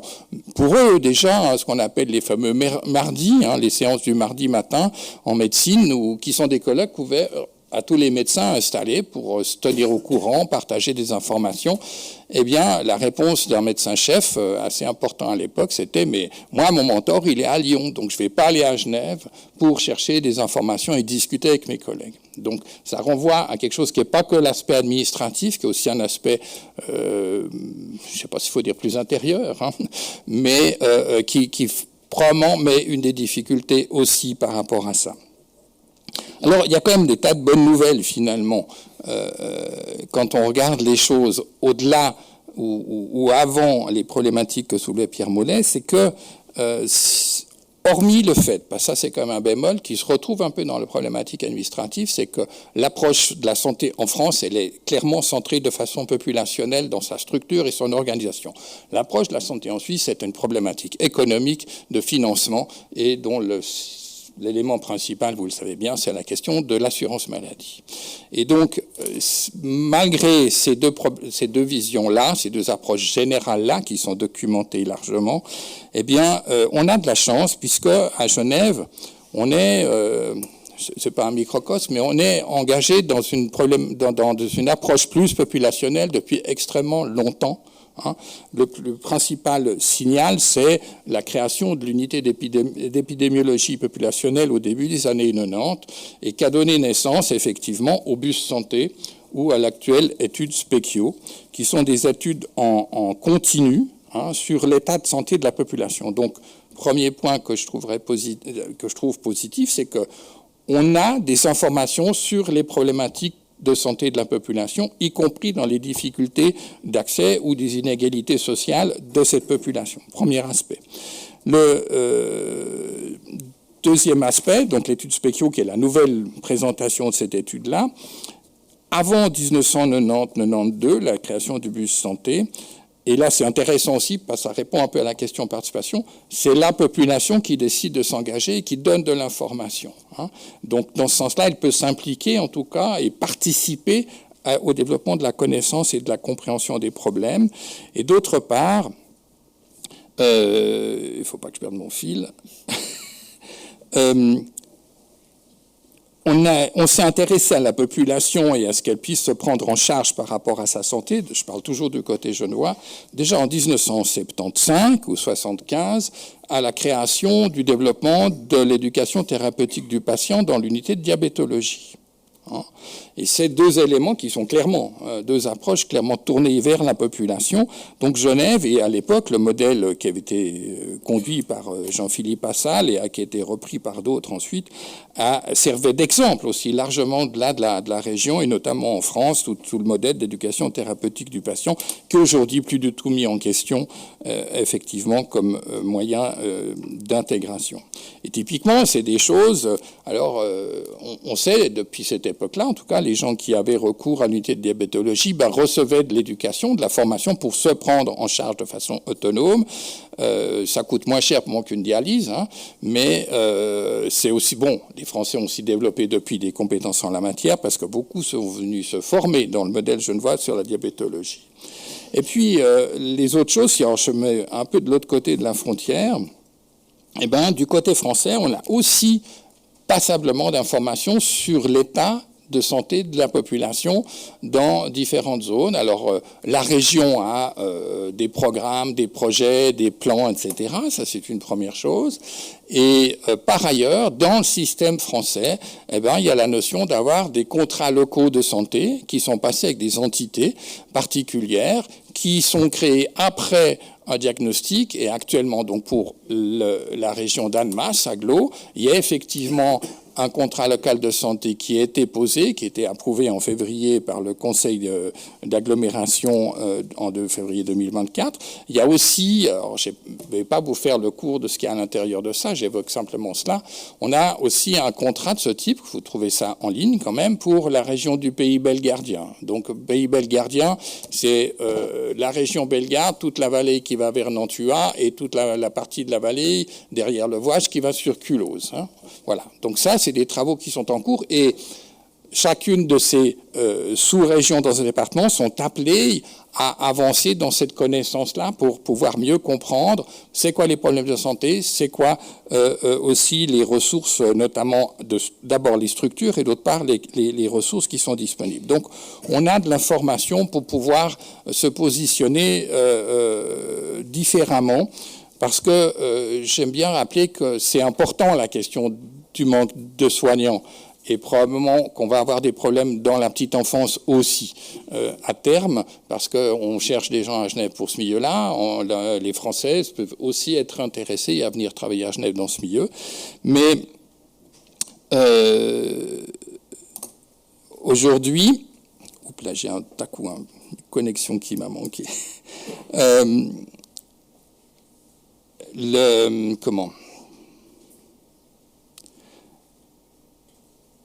Là, j'ai un vrai blanc. Oui, sur la question de voilà. Parler de la question des infirmières ou des gens dans le milieu de l'éducation de la petite enfance, ça n'est parlé que d'une partie toute petite de la problématique du système de santé, puisque le professionnel, qu'il soit médecin, infirmier, aide-soignant, c'est une ressource qui va, on n'aime pas, mais c'est des termes utilisés dans les spécialistes, produire un service qui est des soins infirmiers, de la médecine, de l'ergothérapie. Donc, si on veut pouvoir réfléchir à la gouvernance, en tout cas c'est la position qu'on a discutée déjà dans différentes séances de commission au forum, eh bien, il faut qu'on parle d'abord, c'est quoi la problématique de santé? Et là, on a donc toutes les informations. C'est quoi les priorités qu'on veut amener, parce qu'on sait déjà les identifier, et dans ces contrats locaux de santé qui sont discutés du côté français, les priorités sont posées, et donc à partir des priorités, c'est qu'est-ce que c'est les services pour répondre à ces besoins de santé-là, et puis pour faire ces services, de quelles ressources on a besoin. Et après, il y a la discussion dans les autres solutions sur est-ce que les professionnels peuvent travailler des deux côtés de la frontière, etc. Moi, comme professionnel, j'ai aucun problème avec ça. Je vous rappelle juste aussi que depuis 1992, les formations dans la santé, y compris la médecine, sont régies sous le mode du modèle de Bologne. Donc le diplôme suisse et français sont depuis longtemps considérés comme équivalents, même si la structure de formation est un peu différente, c'est exactement le même niveau de formation et les mêmes exigences. Hein. Donc il n'y a dans l'absolu pas de vraie raison. Et là on se heurte à des espèces de trucs culturels sur « ouais, mais les Français sont moins bien formés » ou « le bac français, c'est moins bien que la maths suisse, etc. » Moi, j'ai vécu un moment à Paris, on avait le même discours entre les infirmières de l'assistance publique et puis celles des autres endroits. Hein. Et donc, forcément, que pour les gens de Paris, les gens de l'assistance publique étaient mieux formés que les infirmières des autres régions françaises, ce qui était historiquement exactement le contraire, en fait. Mais bon, voilà. Donc, on a ces difficultés-là. Et après, c'est comment on peut ajuster les ressources. Alors, il y a des gros efforts depuis longtemps sur comment trouver un système de formation. Et c'est important ce que disait M. Maudet, c'est-à-dire, oui, est-ce que la région va trouver que c'est important de faire un effort pour former plus de gens à Genève? Je pense que, et je conclurai sur cet exemple un peu prosaïque, c'est que l'exemple donné sur la dialyse, il est intéressant, mais payer un taxi ou une ambulance de transport qui va jusqu'à Lyon pour une personne, une fois qu'on met tous les sous ensemble, je ne suis pas complètement certain qu'on ait un différentiel si important que ça. Par contre, ce qui serait intéressant, et je crois que le forum, c'est ce qui nous préoccupe et nous intéresse, c'est les gens. Et là, en termes qualitatifs, c'est évident que c'est négatif de devoir se déplacer là, parce que quelqu'un qui serait hospitalisé pendant longtemps, la famille ne va pas pouvoir se déplacer tout le temps, etc., pour pouvoir être proche de la personne qui aurait peut-être besoin du soutien. Et qu'un écran en visio, ça ne suffit pas forcément pour se sentir proche des siens dans des situations difficiles. Donc, c'est tout ce champ qualitatif qu'on pourrait probablement évaluer en termes de chiffres est aussi un aspect important. par rapport à ça. Je m'arrête là pour un premier tour de table. Alors, merci. Donc, le deuxième aspect, je voudrais vous soumettre. Donc, je reprends l'exemple que vous avez donné, M. Maudet, avec les conventions qui sont existantes. Vous avez cité la dialyse, les urgences, le caisson hyperbare. Probablement, il y en a d'autres. Olivier, tu as évoqué les contrats locaux de santé. Le contrat local de santé d'Annemasse-Agglo reprend dans sa nouvelle version l'idée de parcours de santé transfrontalier, et ça m'amène à questionner. Donc voilà, des choses existent en matière de santé à l'échelle transfrontalière. Contrairement au sentiment assez diffus finalement parmi les acteurs de terrain que rien n'existe. C'est ce qu'on relevait l'année passée lors du séminaire. Et ma question, un petit peu pour vous tous, peut-être M. Maudet en premier, serait-il envisageable, selon vous, de rassembler dans un même document cadre, et vous parliez tout à l'heure de matérialiser ces aspects de santé à l'échelle transfrontalière, un même document cadre sous l'égide du CRFG ou du GLCT. Donc le GLCT, pardon, il faut que je le définisse, le groupement local de coopération transfrontalière, donc qui est le Grand Genève, l'instance Grand Genève. De rassembler dans un même document cadre les expériences et conventions transfrontalières en matière de santé afin de donner une visibilité et une cohérence à ce qui relève d'une gouvernance transfrontalière en matière de santé. Réponse oui, mais le document risque d'être relativement maigre parce que les expériences et le rendu des conventions existantes est faible. Et en fait, il y a un gros malentendu à dissiper en amont qui est lié, je ne veux pas me répéter, mais à la différence de système, notamment d'assurance maladie. Donc pour moi, pour schématiser, il y a deux gros problèmes dans le domaine de la santé transfrontalière. Il y a le recrutement, la formation et la disponibilité des personnels soignants. Je coifferai du chapeau formation et personnel. Et puis, il y a la problématique de l'accès aux soins, avec des disparités telles que vous pouvez faire toutes les conventions que vous voulez, dans une logique, et ça a été très bien dit, une logique de santé publique hautement respectable, populationnelle, française, et une logique de santé publique, mais on n'ose presque pas le dire, parce que la santé en Suisse est considérée plutôt comme un domaine dans lequel s'exerce la concurrence, notamment avec une approche très économique. Évidemment, il y a une telle incompatibilité des systèmes que, vous savez, en matière transfrontalière, il faut quand même essayer de faire en sorte que corresponde le cercle des utilisateurs, des bénéficiaires et des payeurs d'une prestation. Là, ça ne correspond pas du tout. L'intersection, elle se crée pas, sauf situation exceptionnelle. Donc pour moi, tout ministre de la Santé de Genève que je suis, je pense par exemple que dans mes deux Marocains, celui de la mobilité est beaucoup plus structurant que celui de la santé. Celui de la santé, je ne vais pas dire que j'ai baissé les bras, bien sûr que non, on va y travailler, mais c'est quand même solidement compliqué. Et sur un volet comme l'autre, quand les différences de salaire sont de l'ordre de 3 à 4 fois, le type de 3 ou 4 côté français, côté suisse, ça va être compliqué. On ne peut pas décréter les salaires côté français et puis les réduire artificiellement côté suisse, là où en plus, pour couronner le tout, on a une initiative au niveau fédéral qui préconise une revalorisation, que je souhaite au demeurant, des soins infirmiers côté suisse. Quand on dit ça aux Français, ils disent « Oh là là, mais qu'est-ce que vous allez encore nous trouver ? Cette fois, on va passer à un multiple de 4 ou de 5. » Et puis sur le volet des soins, les disparités sont extrêmement fortes. Alors, pour finir de répondre sur une touche positive, nous avons devant nous 2 échéances. Le 10 octobre, on va annoncer la signature d'un document, d'une lettre d'intention qui amène les Hugues à s'interdire de recruter sur le marché français en direct. Voilà, c'était un souhait réaffirmé à de nombreuses reprises par la préfète de région. Maintenant, on ne va pas se mentir, le problème c'est le flux avec l'étape intermédiaire des établissements privés. Donc vous êtes formé en France, vous faites quelques années au mieux, sinon au pire, quelques mois. Vous arrivez dans une clinique en Suisse, et puis quelques mois ou années après, vous basculez sur l'hôpital public. Ça, c'est le parcours de rêve. Donc on peut signer toute une série de lettres. On va la signer, celle-là, un engagement des Hugues, mais ça aura la portée que ça aura. Une semaine plus tard, on a un colloque qui est prévu le 18 octobre, à l'initiative du président français, Emmanuel Macron, qui, lors de sa visite du 15 décembre, visite d'État l'année passée, a considéré que la santé, et en particulier la formation des personnels, était une des 3 causes principales sur lesquelles il fallait investir dans le champ transfrontalier. Et donc le 18 octobre, on est au ministère de la Santé à Paris. Et apparemment, il y aura un ministre de la Santé, parce que plusieurs mois, c'était assez incertain. Non, mais juste quand même au passage, 4 interlocuteurs différents en moins d'une année, hein, juste pour illustrer quand même la difficulté, la réalité du dialogue transfrontalier. Donc, on devrait avoir une ministre, j'ai appris que c'était une femme, allergologue de profession, ça tombe bien, elle devrait connaître un peu les problématiques. Et puis, on devrait pouvoir, mais c'est pour vous dire l'avancée que ça représente, mettre sur la table et nommer les problématiques auxquelles on fait face, qui sont après diverses, parce que c'est pour toute la façade ouest de la Suisse, donc ça va évidemment du Valais, même j'allais dire de Genève, mais du Valais, Haute-Savoie, tout le front jurassien, puis la région baloise, qui connaissent en plus des réalités différentes. Donc on va y aller, hein, politique des petits pas, mais je ne suis pas super optimiste sur la capacité d'inverser les tendances. Et dernier élément qui m'inquiète beaucoup, c'est que la diminution de la présence de la République, pour prendre un terme qui parle beaucoup côté français, et des services publics, elle est réelle. Et elle est réelle côté français principalement. Et là, il y a un facteur d'inégalité croissante, de perception des inégalités et d'inégalités réelles qui ne pourra pas être compensé malgré toute l'ingéniosité. Je vois que dans le département de l'Ain, on multiplie par exemple les téléconsultations, et c'est intéressant, il y a une perspective intéressante. Enfin, au bout d'un moment, ça connaît aussi ses limites.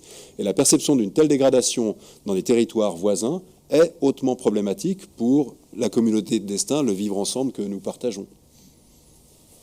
Des réactions, Sabrina, et peut-être aussi si vous avez des questions ou des réactions, notamment sur cette thématique d'un document cadre qui viendrait matérialiser l'existant et donner corps à une gouvernance transfrontalière de la santé. Alors, moi, j'avais juste une réaction par rapport à deux choses. En fait, on a beaucoup parlé de la formation des professionnels. Hein. C'est sûr que c'est quelque chose d'extrêmement important sur le Grand Genève et une thématique hautement saillante. Néanmoins, j'aimerais bien revenir un tout petit peu plus à nos personnes vulnérables et qui ont des besoins de santé. Il y a un terme qui m'a quand même paru un tout petit peu étonnant de votre part, Monsieur Modeste, c'est quand vous dites que du point de vue de la santé, la frontière semble relativement imperméable. Pour vous dire, les chiffres qu'on a observés dans l'Observatoire transfrontalier, c'est une association de lutte contre le sida en France qui accueille à peu près 20 à 25% de sa file active venant de Suisse. Une autre association présente sur Genève qui accueille à peu près 30% de résidents français. Une structure hospitalière, je ne les nomme pas, sur la Haute-Savoie qui a entre 20 et 80% selon ses consultations de résidents suisses.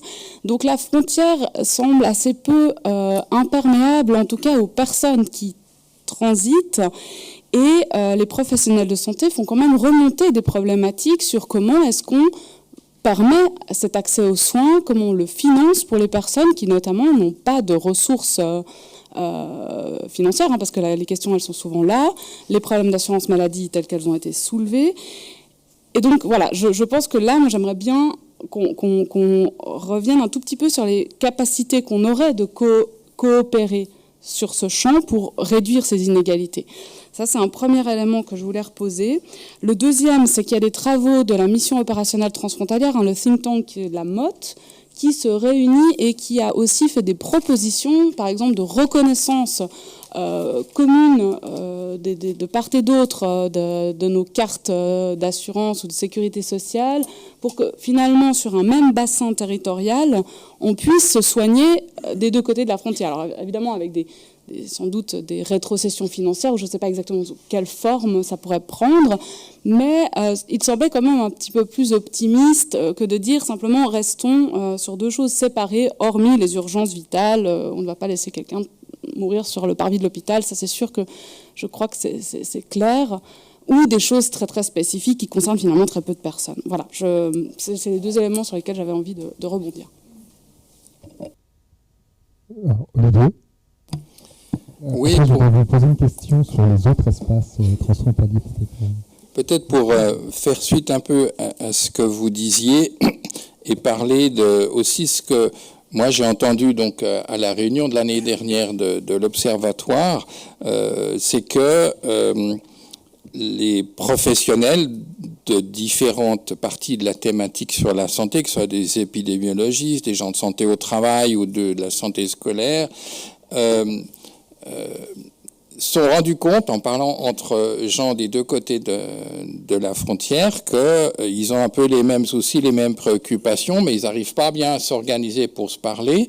Et ils ont aussi un peu l'impression que ils aimeraient en tout cas pouvoir aussi parler à leurs élus des problèmes qu'ils ont et comment ils pourraient peut-être, à travers des solutions parfois simples, avancer. Donc il y a une demande en tout cas qui avait été clairement dite et qui me semble logique pour faire mieux, en tout cas mettre de l'huile dans les rouages.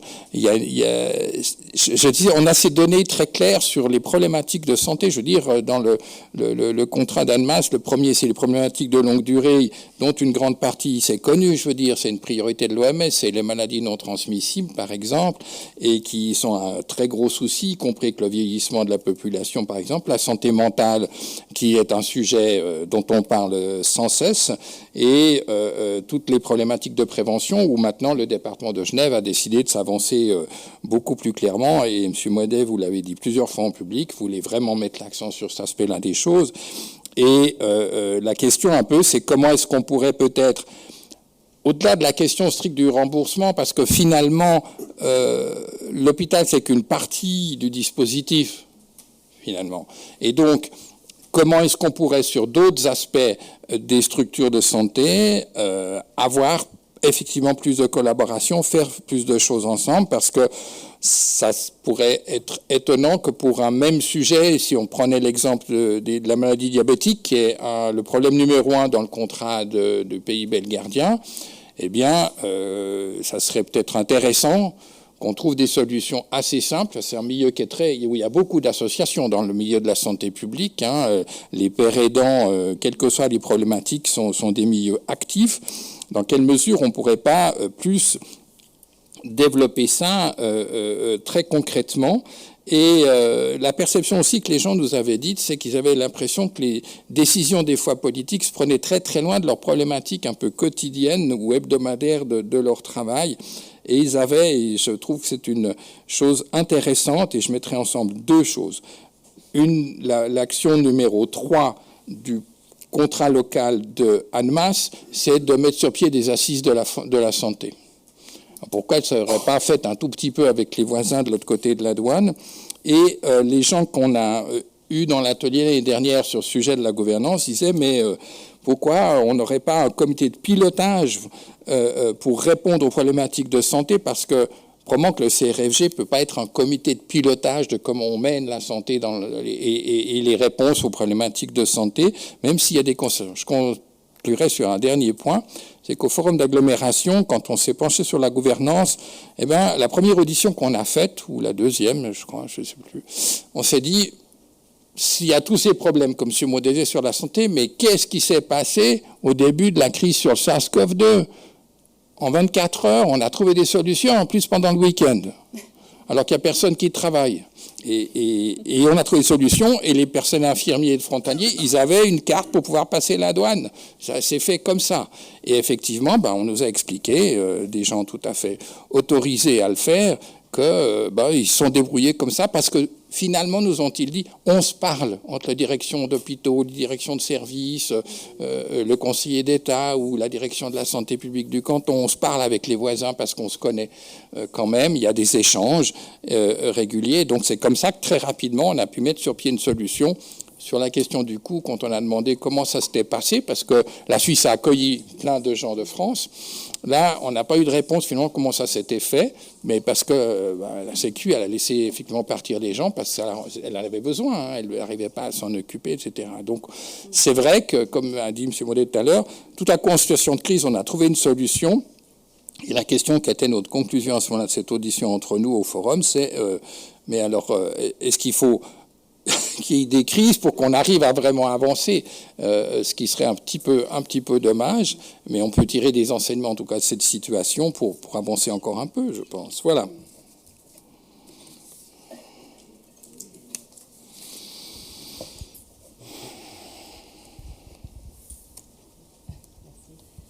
Bonjour, Madame Adjmi, directrice de l'association Apréto sur la vie d'Annemasse, une association où nous accueillons des personnes présentant voilà, des problématiques dans leur conduite addictive, mais pas que. L'association Apréto, c'est aussi l'accompagnement de personnes qui sont en situation de prostitution. Donc je suis vraiment très intéressée, mais là je voulais aussi rebondir sur deux choses, sur ce que vous disiez, Madame Clémence, et sur le public vulnérable. Donc bien évidemment, c'est le public que nous accueillons, ouais, donc majoritairement précaire, mais pas que. Et puis également ce que vous disiez, le professeur, en disant finalement comment faire pour se débrouiller. Et moi j'ai aussi envie de dire qu'il y a quand même des choses qui existent et des instances. Déjà, au niveau transfrontalier, il y a le réseau transfrontalier d'Addicto. Et déjà, il a le mérite d'exister. Et c'est un réseau transfrontalier. Et il y a des acteurs de part et d'autre qui se réunissent. Et on va sur le terrain et on va échanger sur des situations précises ou sur des thématiques bien précises, des fois, comme ça peut être à un moment donné l'arrivée du crack. Voilà, je prends cet exemple-là. Et on était aussi très attentifs à la façon dont ça avançait et ça évoluait.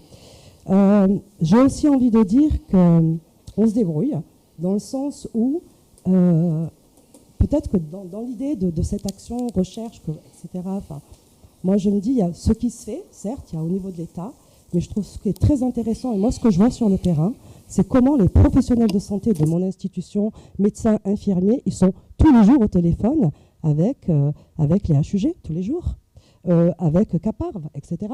C'est comment nous, sur le terrain, on permet qu'il y ait cet accompagnement et ce parcours de soins transfrontalier. Notre public traverse. Et il y a du public de l'autre côté aussi. Il y a des Suisses qui sont particulièrement aisés et qui viennent aussi traverser la frontière en France pour venir se soigner. Par exemple, si je prends les personnes qui sont en situation de prostitution, qui vont venir parce qu'on fait des dépistages gratuits avec le Cégide. Par exemple, je prends cet exemple-là. Je pense qu'il y a aussi, j'ai envie de souligner vraiment ce que les acteurs de terrain mobilisent pour permettre de réduire ces inégalités sociales de santé. Ça, moi, je remercie et les acteurs de terrain, Caparv, et bien évidemment avec Thomas, avec lequel on travaille, parce qu'il y a une particularité, et non des moindres, qui existe et qui n'est pas toujours opérationnelle, mais on a un financement de l'Agence régionale de santé France depuis 2018 qui finance un poste transfrontalier dans la salle de consommation à moindre risque. Donc il y a des choses qui existent et je veux le souligner. Et puis après, c'est comment nous donner les moyens pour aller plus. Voilà, sur le réseau transfrontalier d'Addicto, ce que je note, c'est que c'est génial cette réunion, mais il manque des moyens pour permettre une coordination plus poussée. Voilà, des choses comme ça. Donc voilà, c'est ce que je voulais partager, cette difficulté du public, mais pas que. Bon, on ne s'est pas coordonné, mais ma troisième partie, c'était sur les moyens. Si on arrive à le faire, je ne sais pas. Mais c'était prévu. Je vais vous laisser la parole. Claude Guy, j'ai une certaine, sans mérite, expérience transfrontalière qui ne se limite pas au Jura-Salève. D'ailleurs, c'est une caractéristique genevoise, un peu parisienne d'ailleurs. Nous sommes le centre du monde, mais les problèmes que nous évoquons, nous les vivons avec François Saint-Ouen, puisqu'on fait une étude sur les effets frontières entre la Suisse et les voisins. Demain, je suis à Bellinzone, je rencontre un des conseillers d'État chargés de ces problèmes transfrontaliers. Ces problèmes existent à Bâle, ils existent dans le Tessin, et dans le Tessin, c'est encore pire qu'ici. On ferait bien d'avoir une concertation en prenant en compte les problèmes qui se posent ailleurs. Votre dernier témoignage, madame, montre qu'en effet, il y a une multitude d'initiatives. Il se fait des choses bien. Mais alors après, je change de ton et je comprends le pessimisme de Pierre Maudet. Depuis qu'il a repris ce dicaster, il a eu le ton du réalisme. Et le réalisme le conduit à dire « je n'ai pas de réponse ». Bien, mesdames et messieurs, on est là, c'est à Genève, c'est cosy comme ambiance, mais si on tient la même réunion du côté français avec des responsables d'hôpitaux, le ton change. Il se trouve que j'ai accepté il y a quelques années d'entrer dans le conseil d'administration de la Fondation Alia. On gère un certain nombre de centaines de lits et d'EHPAD sur le territoire français. Et j'ai accepté, c'est un travail bénévole, j'ai accepté d'y aller. Pourquoi ? Pour parler de choses que je vis directement, pas simplement d'une philosophie des relations transfrontalières. Il faut être véritablement dans les hôpitaux. Et aujourd'hui, il se passe quoi ? C'est dramatique, les soins diminuent. Les habitants de la France voisine ont des soins qui diminuent.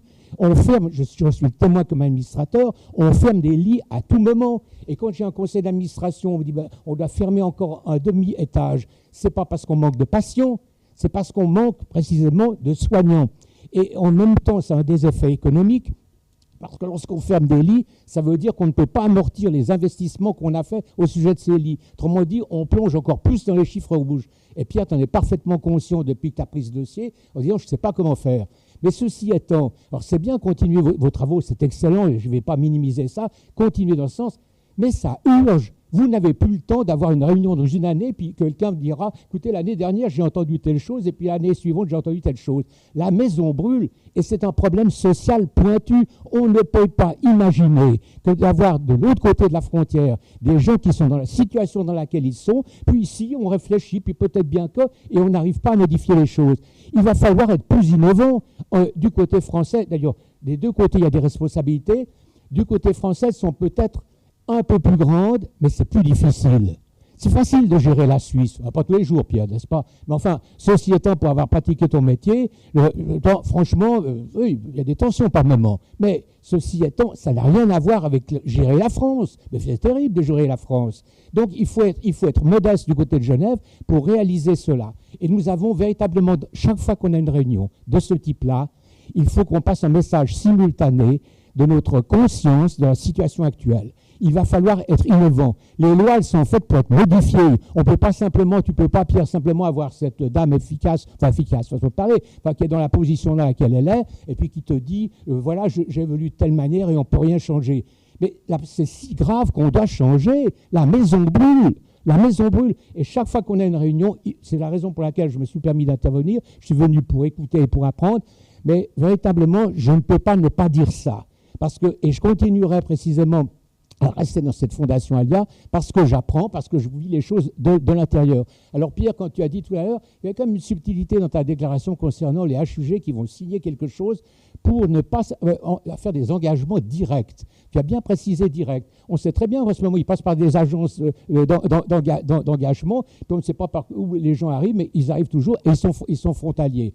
On prend un certain nombre de dispositions. Je crois savoir qu'à l'hôpital aujourd'hui, quand on engage un frontalier, on prend plutôt un frontalier qui vient du centre de la France plutôt que de la région, de la proximité, de manière à ne pas crisper encore les choses et aggraver les choses. Peut-être que ce n'est pas nécessaire de faire des déclarations publiques là, à ce sujet, mais c'est ça la réalité. Alors voilà, mesdames et messieurs, je me permets de dire que bien sûr qu'il faut continuer, bien sûr qu'il faut analyser, il se passe 1000 choses. Tout n'est pas négatif, et encore des témoignages comme celui de tout à l'heure est important. On a donné, et tout à l'heure, Olivier, vous avez décrit certaines décisions qui ont été prises. Pierre Lévy de l'Intérieur, il a fait également allusion à ça. C'est bien, toutes ces mesures très pragmatiques. Il faut continuer, mais à un moment donné, on doit cesser de mettre la poussière sous le tapis. Il faut bien savoir que la maison brûle, qu'il y a un risque social énorme, et franco-français à un moment, franco-français, mais avec une responsabilité genevoise qui est très grande.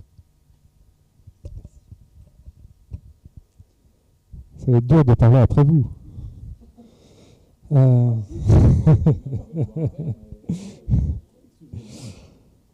Alors bon, je pense qu'on va terminer sur ce dernier point, sur la question financière, les ressources.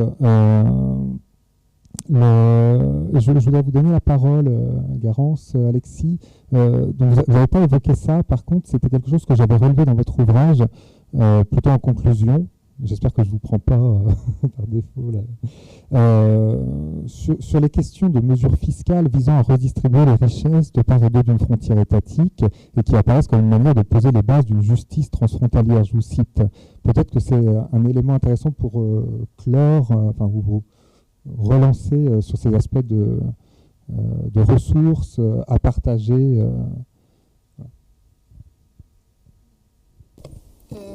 Ça m'intéresse plus de vous entendre là-dessus, mais c'est vrai que non, mais je pense que je l'avais noté comme effectivement quelque chose qu'on pourrait dire éventuellement, c'est-à-dire que quand vous dites il n'y a pas de solution, les moyens sont bloqués, à ma connaissance, en matière de logement, par exemple, on a trouvé des arrangements qui permettent de faire des prélèvements sur la masse salariale des travailleurs frontaliers pour aider des communes françaises à produire du logement et donc répondre à une crise de la pénurie de logements abordables de l'autre côté de la frontière, qui serait amenée par la hausse des prix de l'immobilier, amenée par les salaires des frontaliers, etc. Donc, en fait, ce que je veux dire, c'est qu'il y a des choix politiques, comme toujours, derrière les problèmes d'argent, et que peut-être, en l'occurrence, la fiscalité, ça reste une manière de redistribuer les ressources très inégalitaires entre les deux pays frontaliers, puisque les questions que vous soulevez, j'ai l'impression, elles viennent quand même des asymétries fondamentales entre, comme vous l'avez dit, les deux systèmes, mais aussi la manne financière que génère la santé de part et d'autre du pays. Donc est-ce qu'il n'y a pas des mécanismes de redistribution qui peuvent être trouvés? Je ne sais pas si tu veux continuer. Non, je rejoins parfaitement ce que tu dis. Une autre chose, c'est pas pour minimiser les problématiques de transport et de mobilité, mais j'ai beaucoup entendu que le Léman Express était une réalisation qui était complètement inconcevable il y a encore 30, 40, 50 ans, mais qu'évidemment, une infrastructure de transport qui est aussi valorisée et valorisante et qui est en capacité de recevoir des fonds européens, comme l'a fait le Léman Express, c'est aussi une sorte de vitrine pour la coopération transfrontalière, mais c'est une question de priorité. Une réalisation comme ça, on pourrait aussi mettre en avant d'autres problématiques, notamment celles de santé, mais probablement d'autres aussi. Et c'est en ça aussi que je pense qu'il y a une espèce de vitrine qui s'est jouée là et qu'on aurait pu s'interroger sur s'il n'y avait pas d'autres thématiques dans lesquelles cela pouvait se faire. Et ça pose évidemment la question, et je suis étonné qu'on n'ait pas encore parlé de ça aujourd'hui, de la compensation financière genevoise, qui est un instrument qui existe et qui est là et qui fait partie de cette redistribution finalement des fonds qui sont captés ou qui sont générés suite à l'emploi frontalier. Et là, je pense que c'est quelque chose qui crispe beaucoup au niveau politique et qu'on ne souhaite pas souvent remettre en question parce qu'on est dans une situation où ça profite beaucoup quand même à énormément de personnes de part et d'autre de la frontière, mais qu'à un moment c'est aussi une ressource qui est là et qui mériterait d'être discutée et éventuellement reconfigurée. Alors je peux répondre effectivement là-dessus. D'abord, juste pour remettre en perspective, le Léman Express, inauguré en 2019, est une idée qui date de 1912. Donc il a fallu quand même un certain temps pour la concrétiser. Alors,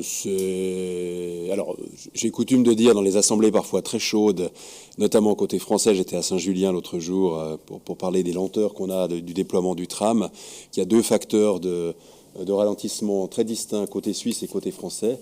Ça finit en cratie. Il y a la bureaucratie côté français et il y a la démocratie côté suisse. La démocratie, les référendums, les recours, etc. Alors, côté français, en réalité, on pourrait prendre des leçons, côté suisse, pardon, on prend des leçons du côté français parce que, en l'occurrence, le tram se réalise plus rapidement à Saint-Julien qu'à Genève.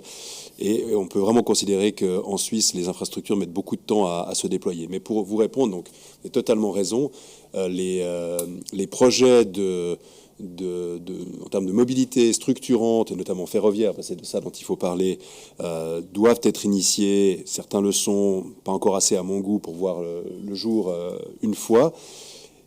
Mais il y a un discours qui croît, côté français, qui consiste à dire on va arrêter d'accélérer la fuite de nos personnels, publics ou privés. Et c'est là-dessus que je vais mettre le doigt et répondre, peut-être vous éclairer sur le mécanisme fiscal qui fonctionne très très bien, qui s'appelle la CFG, effectivement, qui est une ponction à la source sur la masse salariale des travailleurs et travailleuses français ou suisses du reste, mais qui travaillent sur Suisse, qui est de l'ordre de 3,5%, qui date de 1973. Je regarde Claude Aiguy, qui était au Parlement à l'époque, moi j'étais pas né, où ça a été voté. Et donc le mécanisme, c'est une ponction à la source qui génère plusieurs centaines de millions par année en croissance importante, en double croissance, en croissance absolue, en croissance relative, parce que le taux de change est tellement favorable par rapport à il y a 15 ans que la valeur des francs suisses, respectivement des euros qui sont transmis aux collectivités françaises est considérable. Mais le problème, c'est que les destinataires de ces sommes qui ont été fixés en 1973, et personne ne veut toucher à l'accord. C'est un accord qui, si d'aventure il devait être ouvert, générerait sans doute l'appétit de Bercy. Donc cet accord prévoit une redistribution via les départements et par le truchement des départements, les communes. Par exemple, en matière de transport ou en matière d'IFSI, je le mentionnais tout à l'heure pour la formation des infirmiers, c'est les régions. Les régions ne touchent rien. Les régions n'existaient pas à l'époque, ou si elles existaient, elles n'étaient pas nantis de ces compétences. Et donc on a de nouveau un problème côté français d'adéquation entre le réceptacle financier et l'entité chargée de déployer une politique publique. Et on aurait les moyens. C'est vraiment pas une question d'argent, c'est une question de réceptacle. Pour vous dire aussi, Claude Aiguille le mentionnait, je connais la commune de Viry, 2/3 des lits de l'EHPAD ne sont pas ouverts parce qu'ils ne peuvent pas les exploiter. Si je discute avec mon homologue ou collègue, le président du département de la Haute-Savoie, qui exploite 2 centres hospitalo-universitaires, enfin, 2 centres hospitaliers, pardon, ils ne sont pas universitaires, le Châle et le Change, notamment du côté d'Annecy, l'été passé, en 2023, certains blocs opératoires ont dû être fermés durant l'été parce qu'il n'y avait pas la possibilité de les exploiter. Il y a une tendance générale au niveau mondial de concentration des hôpitaux. Et donc, si je présente à Martial Sadiev, c'est lui dont il s'agit, la perspective d'accueillir plus de patients aux hôpitaux universitaires de Genève, évidemment qu'il va mettre les pieds au mur, nonobstant le critère de proximité, parce que c'est la mort assurée, dira-t-il, de son centre hospitalier à brève échéance.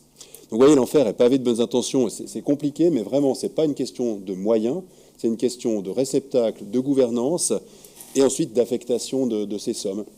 Si on a une augmentation mécanique du nombre d'infirmiers et d'infirmières qui viennent travailler en Suisse, on aura une augmentation mécanique de la CFG. Et donc, on pourrait très bien se dire, on isole ce que les infirmiers et infirmières représentent à raison de 3,5% de leur masse salariale, on affecte ces fonds aux IFSI et on fait en sorte qu'il y ait un mécanisme vertueux pour faire croître cette politique publique-là. Mais ce n'est pas possible à teneur de l'accord. Je crois qu'il n'y a pas forcément de volonté du côté de la région. Et c'est dommage parce que ce serait une perspective intéressante. Bon, donc on avait quand même raison de poser ces questions en termes de gouvernance. Oui, vous savez, au bout d'un moment, vous avez raison de les poser. Alors, j'ai essayé il y a quelques années, c'était il y a 25 ans de ça, de fusionner Vaud et Genève en considérant qu'il fallait créer l'espace naturel. J'ai lamentablement échoué dans les urnes, mais dans les faits, un peu comme un phénomène d'évaporation, la substance s'est créée de façon intercantonale, quoique là, la collaboration entre Lausanne et Genève n'est pas encore parfaite du point de vue des hôpitaux universitaires. Mais au bout d'un moment, on voit sous nos yeux cette région se développer, les échanges se multiplier. Il y a plein de choses très réjouissantes qui se font. Et il faudrait quand même que l'échelon politique, l'échelon de la gouvernance suive. Mais ça n'existe pas. On n'a pas d'instance de pilotage dans la santé. On n'a pas d'instance de pilotage dans les mobilités. C'est extrêmement problématique.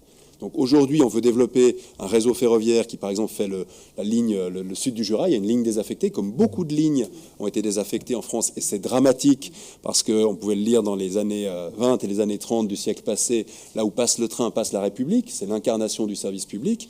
Les lignes existent, elles sont désaffectées, mais il n'y a pas l'ombre du début du premier COPEC et de la volonté pour investir.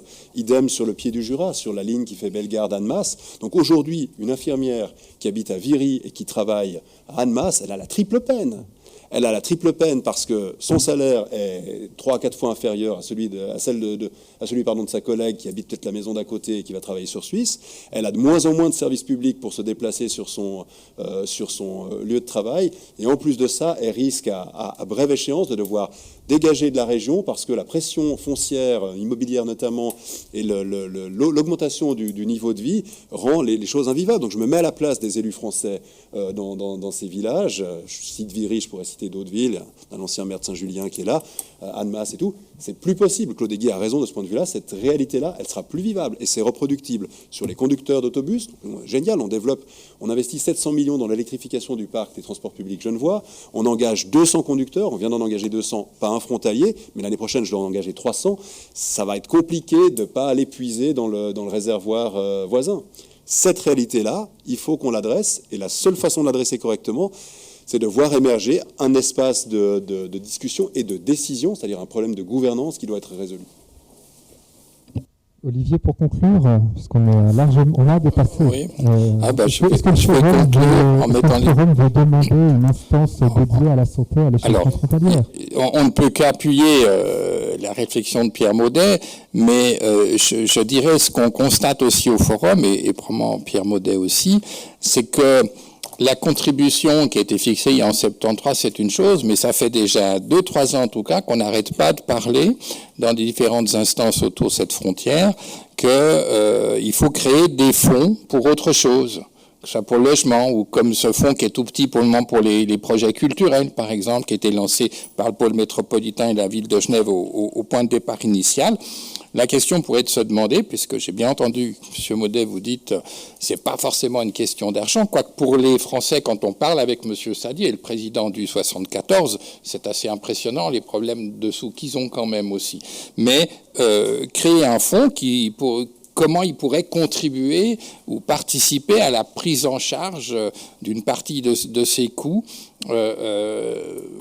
au niveau de la santé, ou lorsque les personnes ne peuvent pas complètement financer. Et dans ma conclusion, c'est que on a, c'était dit aussi par Pierre Maudet, on a des possibilités de répondre ici à Genève à des problématiques, et si je ne prends pas la dialyse, je prendrai un problème que moi j'ai vécu de près, puisque j'ai travaillé dans les services d'urgence et de crise majeure en psychiatrie, et on avait développé tout un excellent programme par rapport à la diminution des risques suicidaires sur un court séjour, 5 jours derrière l'urgence, et après des suivis ambulatoires.